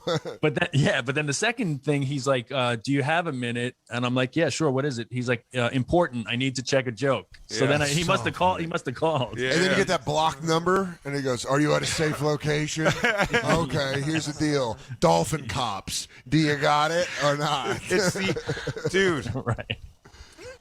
Dude, I've gotten calls from celebrities, not high level celebrities, but like people that like don't have their number blocked. David tells I only know it's him because it's the only blocked number that comes through still. I feel like it's. And I like to believe that he star 67s it before every call. That he writes it down, *67 718. Ted, was there ever anybody that when you started comedy, because you started in New York City, which I think is fucking crazy.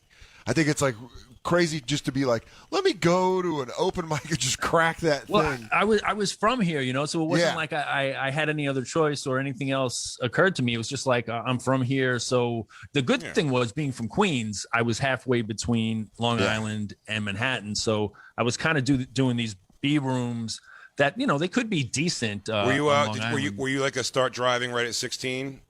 Yeah, I had a car too, so that helped. That's yeah. clean. Yeah, these New York kids don't. Yeah, give a so shit I mean, about as far as getting reps and stuff, man, it was good to get a lot of stage time, and also you saw a lot of good comedy and obviously bad comedy. But that was going to be my question: is who was the first person that you saw that when you started you were like, oh shit, this person's awesome? Because I started in Tucson. So the people I was seeing were like silent clowns that played the piccolo, and I was like, this isn't good. So seeing a good comic, I was like, oh shit. I think it was like Troy Baxley and Ben Creed were the first two guys I saw that were like, oh shit, these guys are fucking good. Well, it's funny because you have that. I don't know if you guys had this experience where it's like a little bit skewed for you, because if someone is killing routinely, you kind of think like, wow, like that guy is good, that guy murders. Oh shit. But then like with a little bit of time, you're like, oh, that guy's been doing the same exact act verbatim. I have 5 names I can tell you right now, all that I know in New York, that when I first moved here I was like, wow, they're really good, and now I'm like, they're still doing that joke. The bummer is we all have the same one. Yeah, we all just thought the same one. We're like, well, that name just clicked in all of our heads. Yeah, so you had that kind. You held them in high regard, and then you kind of learned like, oh, they're mailing it in night after night. But yeah, I mean, there's in New York, there's so many. But just to kind of continue on the Attell vibe, when you get words from somebody like that, I remember one time I had just done Boston. And he was downstairs having a drink at the bar, and he just invited me down. Like, you know, I was maybe 5 years in or something like that. And he invited me down, and you don't even know how to act or like what to say. You're just so excited. Like it's like the Godfather calling you in. And he says, I've seen a bunch of your sets. I really like what you're doing. You have your own thing going on. And I was like, oh, thanks, And then I like had a drink with him where I don't know like what I said or whatever. It just felt like a date where you're in love with somebody. Dude, honestly, it's the closest I've ever felt to being a lady was I went just like a love struck lady was I went to Playwrights for Sam Morrill and Joe Mackey's birthday. They were having like a mutual birthday party, and Bill Burr was just sitting at the bar watching the Blackhawks Bruins Stanley Cup, and he's like, Soder, what's up? Sit down. He's like, hey, you want to? And I don't know anything about hockey, so I just sat there being like his girlfriend, like, who are we cheering for? And then he'd be like, that's a terrible play, and I'd be like, that is a terrible. Boo, boo. It took me a decade of multiple 7-8 hour plus car rides with Attell, being on a tour bus with him for a little bit. It took me all of those to get. He's still not a guy. Like, if me and you got into a car to go drive somewhere, I would just get the thing I goes, 80s fucking rock ballads, dude. That's what we're cranking. And I'll sing it and be silly with you. Attell is still, I feel like, get in the car and go, is this music cool? Like, if you don't think it's cool, I'll turn it off. It's stupid. It took me 10 years to get there. To get where now I'd be like, oh, dude, I think you'll like this. Or do you care if I put on classic rock or whatever? Like, it's like, I could talk to him like a guy, but I'm like, I don't want to put on something that he will just silently sit there and not like for an hour. Dude. Even though he doesn't care. He's like, I don't care. Put on whatever. But it's like, no, I want you to care, and I want it to be something you really think is cool. I want you to have the best car ride of your life. Yeah, but he's a guy too that like he'll drop in like Cats in the Cradle in his set. You know what I mean? Yeah. Like You just come in and you go, hey, so I'm playing Harry Chapin live the whole time. We got WOLD, we got a little Taxi. Maybe the drunkest I ever got in comedy was with Attell for the same reasons we're talking about. It was at the Caroline's Christmas party. Oh, man. It's like you're talking about Fraser Ali at the Garden right now. You went over to Playwrights, right? You're with Attell in his prime. Yeah. Attell in his prime, and he buys me a shot. And like I was kind of already kind of buzzed and like kind of thinking about my exit plan for the night. Was this whiskey or Jaeger years? I think it was Jaeger. Yeah, I'm pretty sure. That's when I came in. Jaeger years. Yeah. So he, buys me a shot. You're not going to turn it down. No. So then all of a sudden I'm like drinking with Attell for the night, and then we go over to Playwrights, and he's buying more. And I wound up. I was parked. This was when parking was easier on Broadway. Sure. I was parked right in front of Caroline's, and I woke up the next morning in my car in front of Caroline because I was so wrecked. Yeah, I just slept. And what you didn't know is that Dave was up at 8 a.m. writing new jokes, completely fine. Yes, the driving, I believe that. Driving someone you love. Goddamn, Rebecca Trent let me borrow her van, and I drove Colin Quinn up to Binghamton, and I had to do that thing with the entire car where I was like, is this okay? Is this okay? And then, Colin's got that energy. He goes, can you stop being so damn nervous? And I was just like, oh, okay. I felt like a college kid picking someone up at the airport. When Attell did that to me one time, I was friendly with Attell already, but I didn't know Louis really at all. I know the story. That's when he goes, and I don't know, but whatever his Attell points out, he goes, Louis, you should catch a ride with Jay. Jay's going up to the comic strip right now, too. And he goes, you should ride with Jay. And he was like, is it cool? And I was like, yeah, of course. We didn't say a word to each other on the walk to the car. We got in the car, and it was just two white men sitting back super straight while I drove. I drove safely there with no music playing. Maybe like light, I think I may have just to have any kind of not silence, some volume going. I didn't smoke because I didn't know if that would bother him, like cigarettes even. And we drove there, and when we were on the block, whatever it is, like 81st or 82nd, the one when you come from above it, I was turning on to 2nd Avenue, and he goes, you got any gigs coming up? And I go, I'm going to the Montreal Comedy Festival. And he goes, it's a good festival. And then we both get out of the car quietly, and as he opened the door of the comic strip, I started smoking, so I was staying outside. He goes, good luck at the festival, man. Just went inside. It was like 2 sentences in 35 minutes of being together. It was so awkward. Yeah. Now, I mean, I know Louis now, and he's great, but like those early times, man, I'm just like, I am not good at meshing in if I respect the hell out of you. Yeah. Do you know what I mean? That's It's true. like That's true of everyone, I think in comedy, because honestly, the ones who go the other route and are so aggressive, you ever have like open micers come up to you like they know you, like they're so assertive. You're like, did we fucking? Do I know you? Did we work together? Ted, I had a guy DM me that was like, hey, take me on the road with you to open. Here's a link to my set. I can feature. I got a car I can drive. He didn't follow me. He just DM'd me to open for him. Guy didn't even follow me on Instagram. You're like, right. What are you doing? You think he's gonna like? I'm like, okay, yes, you. You think I got friends? That's weird as shit. Just like, hey, oh yeah, we have a lot of break, don't we? Well, I think actually, damn, we should probably let Ted go because we're going to take a break. Ted, we're going to read ads and come back and wrap the show. We basically fucked up and pushed all our commercials to the back. But Ted Alexandro's album, The Lost Album, out now and available at tedalexandro.com. Ted is fucking hilarious and one of my favorite people. One of my favorites. Also, Ted, those things you post, how cool is that? I love when fans do art. That stuff they put, it was awesome. There was some cool ones I saw today. Yeah. That's on my Instagram for folks who want to check it out. They did like 8 different artists, painters, illustrators. They did different renderings of me. Yes. So make sure you go check out Ted's new album, The Lost Album. Go buy it. And also make sure you go check out Big J at the Philly Comedy All-Star Celebration at Lincoln Financial Field. That's July 29th at 7 p.m. Shows also got hilarious performances by Delaware County's own Aunt Mary Pat, Eleanor Kerrigan, Andy Letterman, Touré, and of course Big J and the Philadelphia native, also known as Craig, and Orlando, Florida. This weekend, June 25th and 26th, Jay is going to be at the Orlando Improv, then Appleton, Wisconsin. Go to bigjcomedy.com for tickets. Dan Soder is going to be at Red Bank, New Jersey this week, and that is Friday, and then Saturday he's going to be at the Bell House in New York City. 2 shows. Get your tickets for that. After that, he's going to be in Dallas, Cleveland, Sacramento. For tickets and all other tour dates, go to dansoder.com. Ted, thank you so much for being with us, man. Always a fucking pleasure. Great to see you guys. Not sure why I threw the F-bomb in there before. I really sent that message. Hey, man, it's a fucking pleasure hanging out with you. I got to fucking right back at you. Yeah, I really got to grow up. Oh. I got to grow the fuck up. Everyone, we'll be right back. It's the Bonfire. Oh, I got it. Dude, let them know about the golf course. I do. If your time on the golf course is fueled by the pursuit of better, you're not alone. Oh, major bag alert. Oh. Yeah, I think that's Lou. By the way, still killing with Jacob. Yeah, dude. Jacob. was my whole audience for the Major Bag Alert thing. It was just pointing at Justin. It was the best. It goes, hey, everyone, Major Bag Alert. Dude, it's so funny.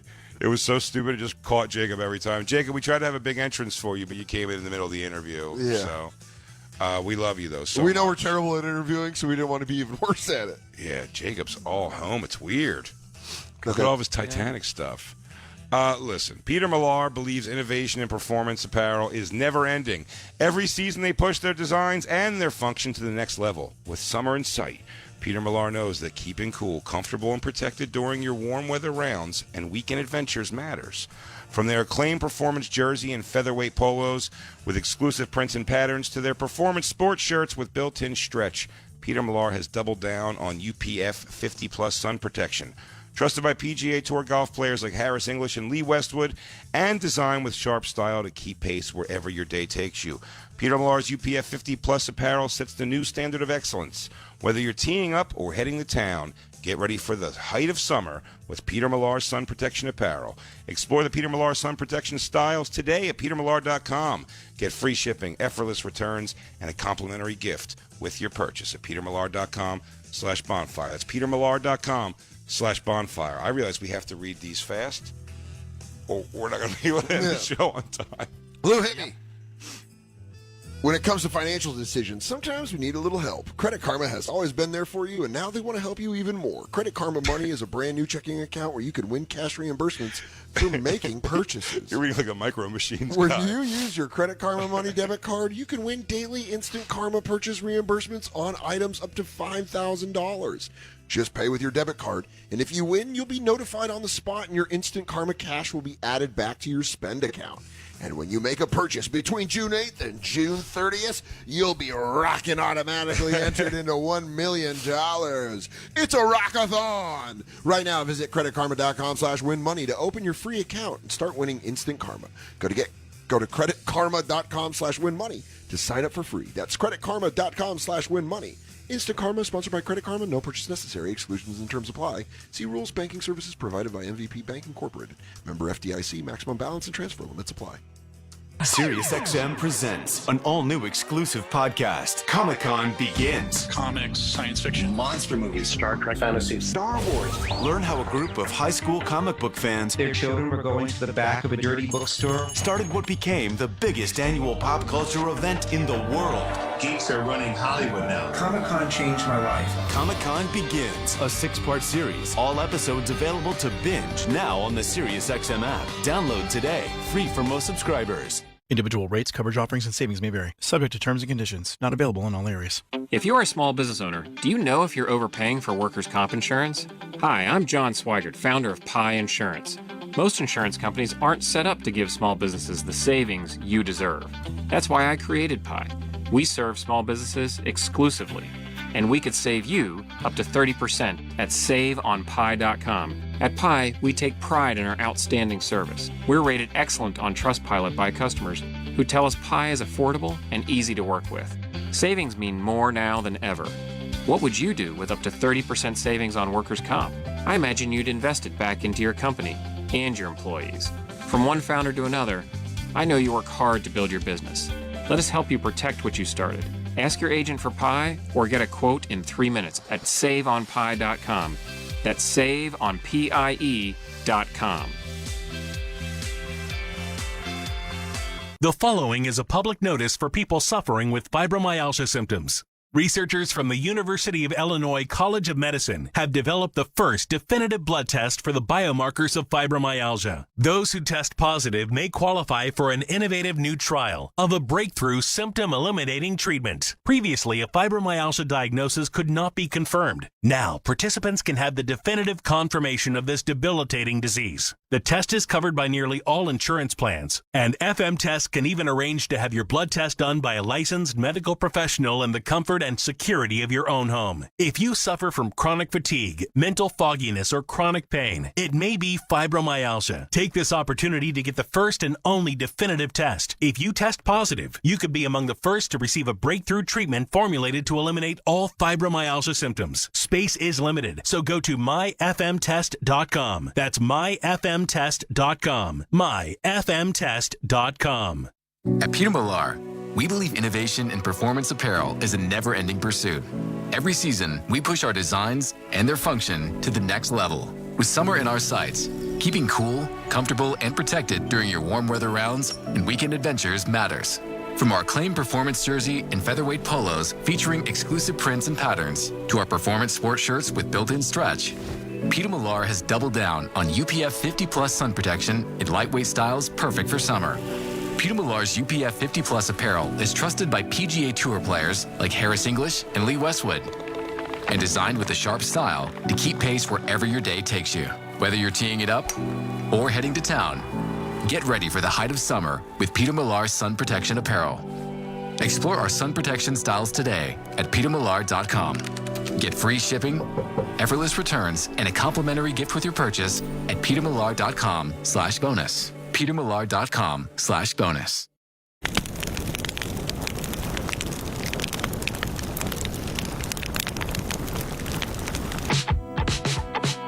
Jim Norton and Sam Roberts, two trusted names in science. It seems like the guy who said the chances are so rare that we still could be the only form of life, he just wants to consider himself very, very special. And technology. I would literally jerk Elon Musk off. If I met Elon Musk, I would jerk him off just out of respect and a thanks. Jim and Sam, live weekday mornings at 8 a.m. Eastern. Or listen anytime with the SiriusXM app. SiriusXM presents an all-new exclusive podcast. Comic-Con begins. Comics, science fiction, monster movies, Star Trek, fantasy, Star Wars. Learn how a group of high school comic book fans, Their children were going to the back of a dirty bookstore. started what became the biggest annual pop culture event in the world. Geeks are running Hollywood now. Comic-Con changed my life. Comic-Con begins, a 6-part series. All episodes available to binge now on the SiriusXM app. Download today, free for most subscribers. Getting the care you need to stay healthy shouldn't be hard or expensive. Everyone should be able to afford their medications. Check out GoodRx. With GoodRx, you can instantly compare prices for your prescription at every pharmacy in your neighborhood and save up to 80%. 80%! GoodRx is free and easy to use. And many times, it's often cheaper than using your insurance copay or Medicare. With GoodRx, you can find discounts for your prescriptions at over 70,000 pharmacies like CVS, Kroger, Walgreens, Rite Aid, Vons, Walmart, and more. GoodRx is the #1 most downloaded medical app, and millions of Americans use GoodRx to get affordable health care every month. Start saving up to 80% on your prescriptions today. Go to goodrx.com/bonfire. That is goodrx.com/bonfire. goodrx.com/bonfire. GoodRx is not insurance, but can be used instead of insurance. In 2020, GoodRx users received an average savings of over 70% on retail prices. If you're in HR, you're probably wearing a lot of hats. Recruiter, team builder, trainer, mediator, policymaker, and of course, paper pusher. But not anymore. Bamboo HR is the #1 HR software for small and medium businesses. It manages all your employee data easily and automates countless tasks, so you can focus on people, not paperwork. Bamboo HR frees you from spreadsheets so you can do your real job, creating a great place to work. If the data shuffle and paperwork mountain have you ready to hang up all your hats, you're ready for Bamboo. If you handle HR records and paperwork, Bamboo HR is a dream. Let us free up your time and put your days of pushing paperwork behind you so you can focus on the people and making your company a great place to work for everyone. Try PC Magazine's top pick for HR software free today. Just go to bamboohr.com/software. This is a limited offer only available to radio listeners at bamboohr.com/software. That's bamboohr.com/software. Everybody's unique, and Helix knows that, so they have several different mattress models to choose from. They have soft, medium, and firm mattresses. Mattresses great for cooling you down if you sleep hot, and even the Helix Plus mattress for plus-size folks. I took the Helix quiz, and I was matched with the Dusk Luxe mattress model because I wanted something that felt firm, and I sleep on my stomach. It's a huge upgrade over what I used to have. I find myself falling asleep right away and sleeping through the entire night. So if you're looking for a mattress, you take the quiz, order the mattress that you're matched to, and it comes shipped right to your door with free shipping and contact-free delivery. Helix Sleep was even awarded the #1 best overall mattress pick of 2020 by GQ Magazine and Wired Magazine. They have a 10-year warranty, and you get to try your mattress out for 100 nights risk-free. Helix mattresses are shipped right to your door completely free, and they'll even pick it up for you if you don't love it. Right now, Helix is offering up to $200 off all mattress orders. Get up to $200 off at helixsleep.com/bonfire. That's helixsleep.com/bonfire. Getting the care you need to stay healthy shouldn't be hard or expensive. Everybody should be able to afford their medications. Check out GoodRx. With GoodRx, you can instantly compare prices for your prescriptions at every pharmacy in your neighborhood and save up to 80%. That's 80%. GoodRx is free and easy to use, and many times it's often cheaper than using your insurance copay or Medicare. With GoodRx, you can find discounts for your prescriptions at over 70,000 pharmacies like CVS, Kroger, Walgreens, Rite Aid, Vons, Walmart, and... Our music matters too. Yeah, I'ma go into this. Sirius XM celebrates Black Music Month with Black Music Forever. A limited edition channel with hip hop, R&B hits, and breaking music from Black artists. On now, Channel 105. Plus, all month long, hear new Sirius XM shows from Andra Day, Her, and more. SiriusXM.com/Black Music Month for more info. Paid actor endorsement. Individual rates, coverage offerings, and savings may vary. Subject to terms and conditions. Not available in all areas. As a small business owner, I'm trying to build my business while keeping costs down. So imagine my surprise when I heard Pi Insurance on the radio saying I might be overpaying for workers' comp. Pi said they could save small businesses like mine up to 30% on workers' comp coverage. It sounded simple. So I went to saveonpi.com, got a quote in 3 minutes, and ended up saving thousands. Pi Insurance is a breath of fresh air. Their team put me at ease by explaining my policy and making sure I only paid for what I needed. It felt great to know I was protecting my employees while saving money. It's easy to see why Pi is rated excellent on Trustpilot by customers. If you're a small business owner, check out Pi Insurance for workers' comp. Ask your agent for Pi or see how much you could save at saveonpi.com. That's saveonpie.com.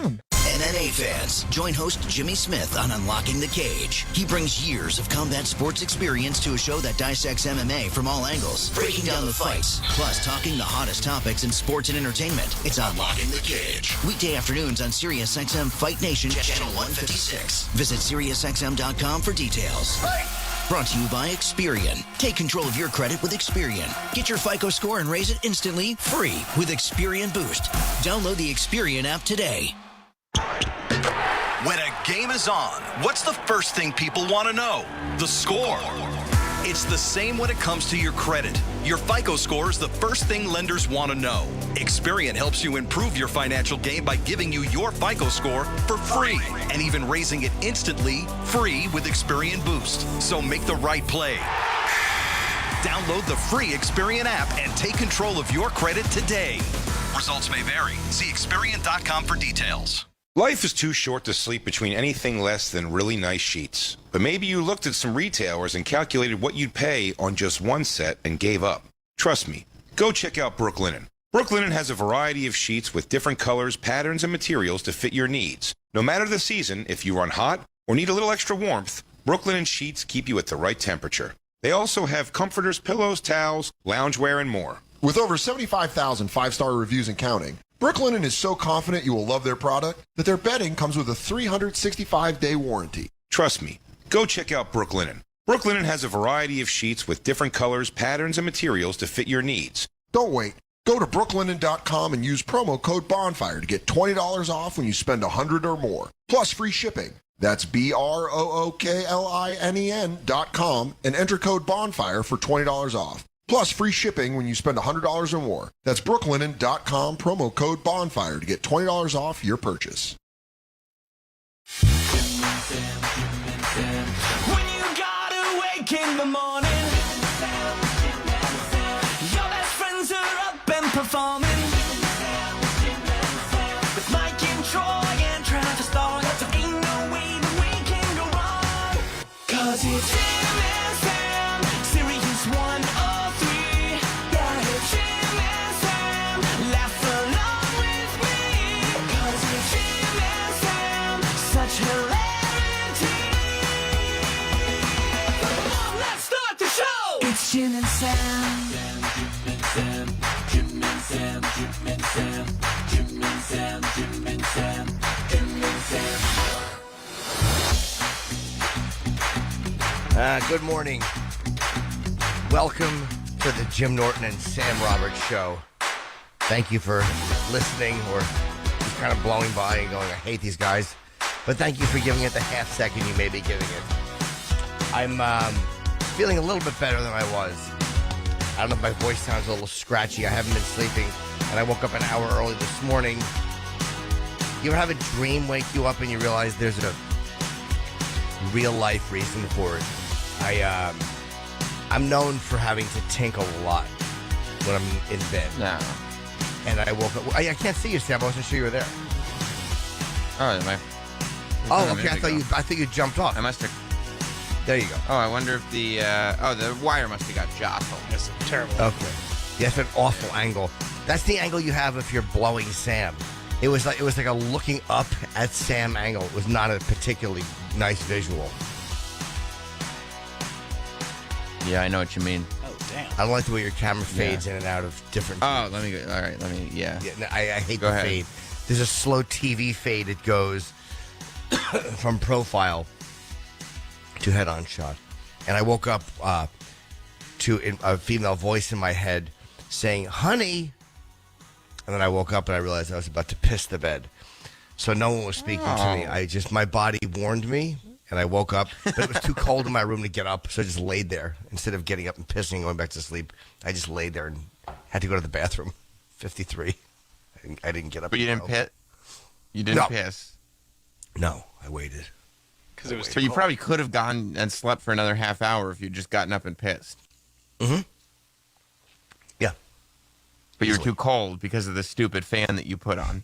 Yeah, and the fact that I had the air conditioning very cold. Yeah, and the fan. Yeah, which I fixed. And the fan. As we discussed. Yeah, Right. yeah. And the fan. Right. Which is like an industrial warehouse fan. It's not... Did my voice sound like a little scratchy? I feel like it does. Don't worry, it know. adds. Yeah, adds thank character. you. A little smoky sensuality. I don't know Sound like exactly Scott what Farrell. it is. Yeah, he talks very fast. He knows a lot about sports. Wait, I gotta wake up and pee. And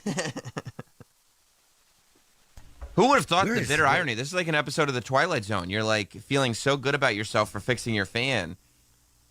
But what you didn't know is that now that the fan is fixed, it was going to make things so comfortable that when you wake up to pee, you don't want to get up to pee, and it's actually going to cost you sleep.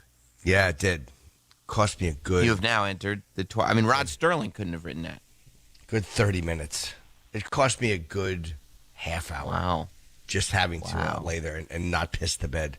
I wonder what happened to this guy. I mean, I know he's broadcasting stuff. I saw his picture recently. Where is he working? Last I heard, I think he does a show for Westwood One. Oh, he does. Okay. Yeah. Oh, like a Any podcast? sport in particular? I think sports and betting. I think like gambling. Okay. Yeah. It's a good business to be in. Yeah. Yeah, crypto. Good business to be in. Oof. Crypto was a good business to be in. Pandemic's over. People aren't into crypto anymore. They're like, you know what? We outside. We spend in cash. And I was like, I thought we were doing the crypto thing. No? And they're like, no, that's over. That's done. I'm not going to get rid of it. I'll keep it and just kind of let it sit there, and hopefully it'll bounce back. Yeah, right? I mean, if you get rid of it, you're going to lose money anyway, so you might as well just let it sit. Yeah. You know, I mean, they're yeah, I mean, some people are going, wow, you kidding me? This is great news. Now's the time to buy. And I'm like, tell yourself whatever you got to tell yourself. Whatever you got to tell yourself. But you know what? That's not crazy. It's not crazy because all those times, how long was it? 10,000? And it seemed like it was crazy. And I look back at that and go, fuck, man, that was, it was cheap. Not cheap. It was to get cheap. a piece of it. Yeah. Yeah, it was cheap. But it's at a loss for the year now. I mean, crypto was literally the biggest thing ever. And now it's actually worth less than it was last year. Yeah, I'm really sick of Elon Musk. And why should he affect Well, the Elon market didn't so do this one. Nah, but he started it. No, this is The China. China's doing I it. think they contributed to it too. My theory still was that they wanted to buy some. They wanted China? to buy a bunch of it. Yeah. No, it's Yeah. definitely China because they're like half the mining for crypto happens in China, and if they're cracking down on that, then that's what people are worried about. Oh, okay. Yeah. Yeah, I mean, for whatever reason, if it's nefarious or not, that conversation about the effects of mining for Bitcoin started to really bubble up over the surface recently. Yep. Forget about Doge. The to the moon days are over. Doge is done. I should have known crypto was going to be over. The minute Jim started being optimistic about it. That's right. That's right. I was like, this is done. When you came on here and you were like, it is going down, but I've talked to some people and I don't think it's necessarily a bad thing. I think it's going to go back up. And I should have been like, no, get out now. Get out while you've got any skin in the game. It's over. I don't know. Financially, I have not been particularly irresponsible. I've been pretty smart with investments and cautious. This is as reckless as I've ever been. And I'm done being reckless. Well, yeah, but it's going to come back. It'll come back. You came in here, though, with 2 months into COVID, Jim, energy about Bitcoin. And we all know 2 months into COVID, Jim was not the Pied Piper of this thing. It was not. I was very positive. I was like, it'll be soon. Right. Yeah, every time I'm positive, people tell me, oh, you're too negative or whatever. Excuse me. But every time I'm positive, it turns out not to be right. It was a stupid move. Whenever I'm positive, it was stupid. Right. Well, that's because with you, you're not like a dimmer guy. You're an on-off switch. You're either fatalistically negative or foolishly optimistic. Yeah. And so that's true. Which one? And I guess you do end up more prepared if you can only pick one or the other, foolishly optimistic or fatally negative. You're going to be happier day to day, foolishly optimistic, but you got to be okay with kind of being an idiot. Fatally pessimistic, at least you're prepared for everything, right? Yeah, that's true. Right? Yes. So, I look at people that are kind of blindly optimistic and blindly confident in themselves when they don't have much reason to be. And there is some envy to that, right? You go like, oh, man, that must be great. Look at him. Yeah. He doesn't even know he's a turd. Yeah. Just sitting there thinking he's got the world in his hands. He doesn't. But that's not bothering him, and you kind of go, maybe if I had a little more of that in me, maybe then. But then you go, yeah, but then people like me would know, hey, that guy's an idiot. That guy's a total moron, Yeah. Huh? Like, it's not the worst thing in the world to be stupidly optimistic. Right. But you have to be stupid, too. Otherwise, you become self-aware, and then you're fucked. You can't be stupidly optimistic and self-aware. You have to pick one or the other. And it's probably easier day to day for yourself to look in the mirror being stupidly optimistic. Yeah, I agree. Then what? Right? Because then whatever. Like, if you're just a stupidly optimistic guy, whatever you say, like, things are going to go well today. Even if it's lined up for things to not go well today. Like, there's no way things are going to go well today. But if you're just, like, stupid and optimistic, at least you're not worried about it, right? I know. Yeah, and I realize I waste a lot of energy being negative or being... It is a wasted energy, though, when you can't control it and when you're always... negative, which I tend to waste a lot of time doing that because it doesn't change the outcome at all. It doesn't. No. If you believe in any energy in the universe, it actually will make the outcome shittier. I don't know if I believe that. Sometimes I do, and sometimes I don't. With the whole, like, you kind of manifest things. Like, there's a part of me that does believe a little bit of that, and there's another part of me that thinks it's just total shit. So I can't really come to a decision on whether I believe that or not. But I try to stay positive. It's very, very hard. It is. I mean, you have to. You have to keep faith in yourself, I think. Like, you can't be stupidly positive. And by the way, this is my favorite thing to talk about because, like, all of the guys right now are chuckling to themselves because they're all thinking of different people that are stupidly optimistic. Try to think about who you're thinking about. I know who Sam's thinking about. I can see your faces going like, because you're all going, Sam's being too specific. He's talking about somebody. I know. I'm rolling through a couple people in my head. I'm like, oh, maybe it's this person. Maybe it's that. It could be one of those. It could be like a character combination, like when you do it when you make a movie, when you tell a based on a true story, but you create a character composite based on many different characters. That also could be stupid optimistic guy based on many different characters. Based on a true story. Based on a true story. Or based on true events. Yes. Is the one they're gonna pull it apart and have one kernel of truth. Based on true events, really? Yes, there was a couple once in Ohio. All right, thanks. That's helpful. Fucking assholes. Yeah, but like the manifesting thing, look, I think you're more likely to get stuff done if you're thinking in a positive way about it and you have faith in yourself and you just keep doing it and doing it and doing it. But man, I read that secret book. The Secret? That's how I think the manifesting kind of really took hold. 10 years ago, I guess, or maybe even more at this point. But that more, yeah. It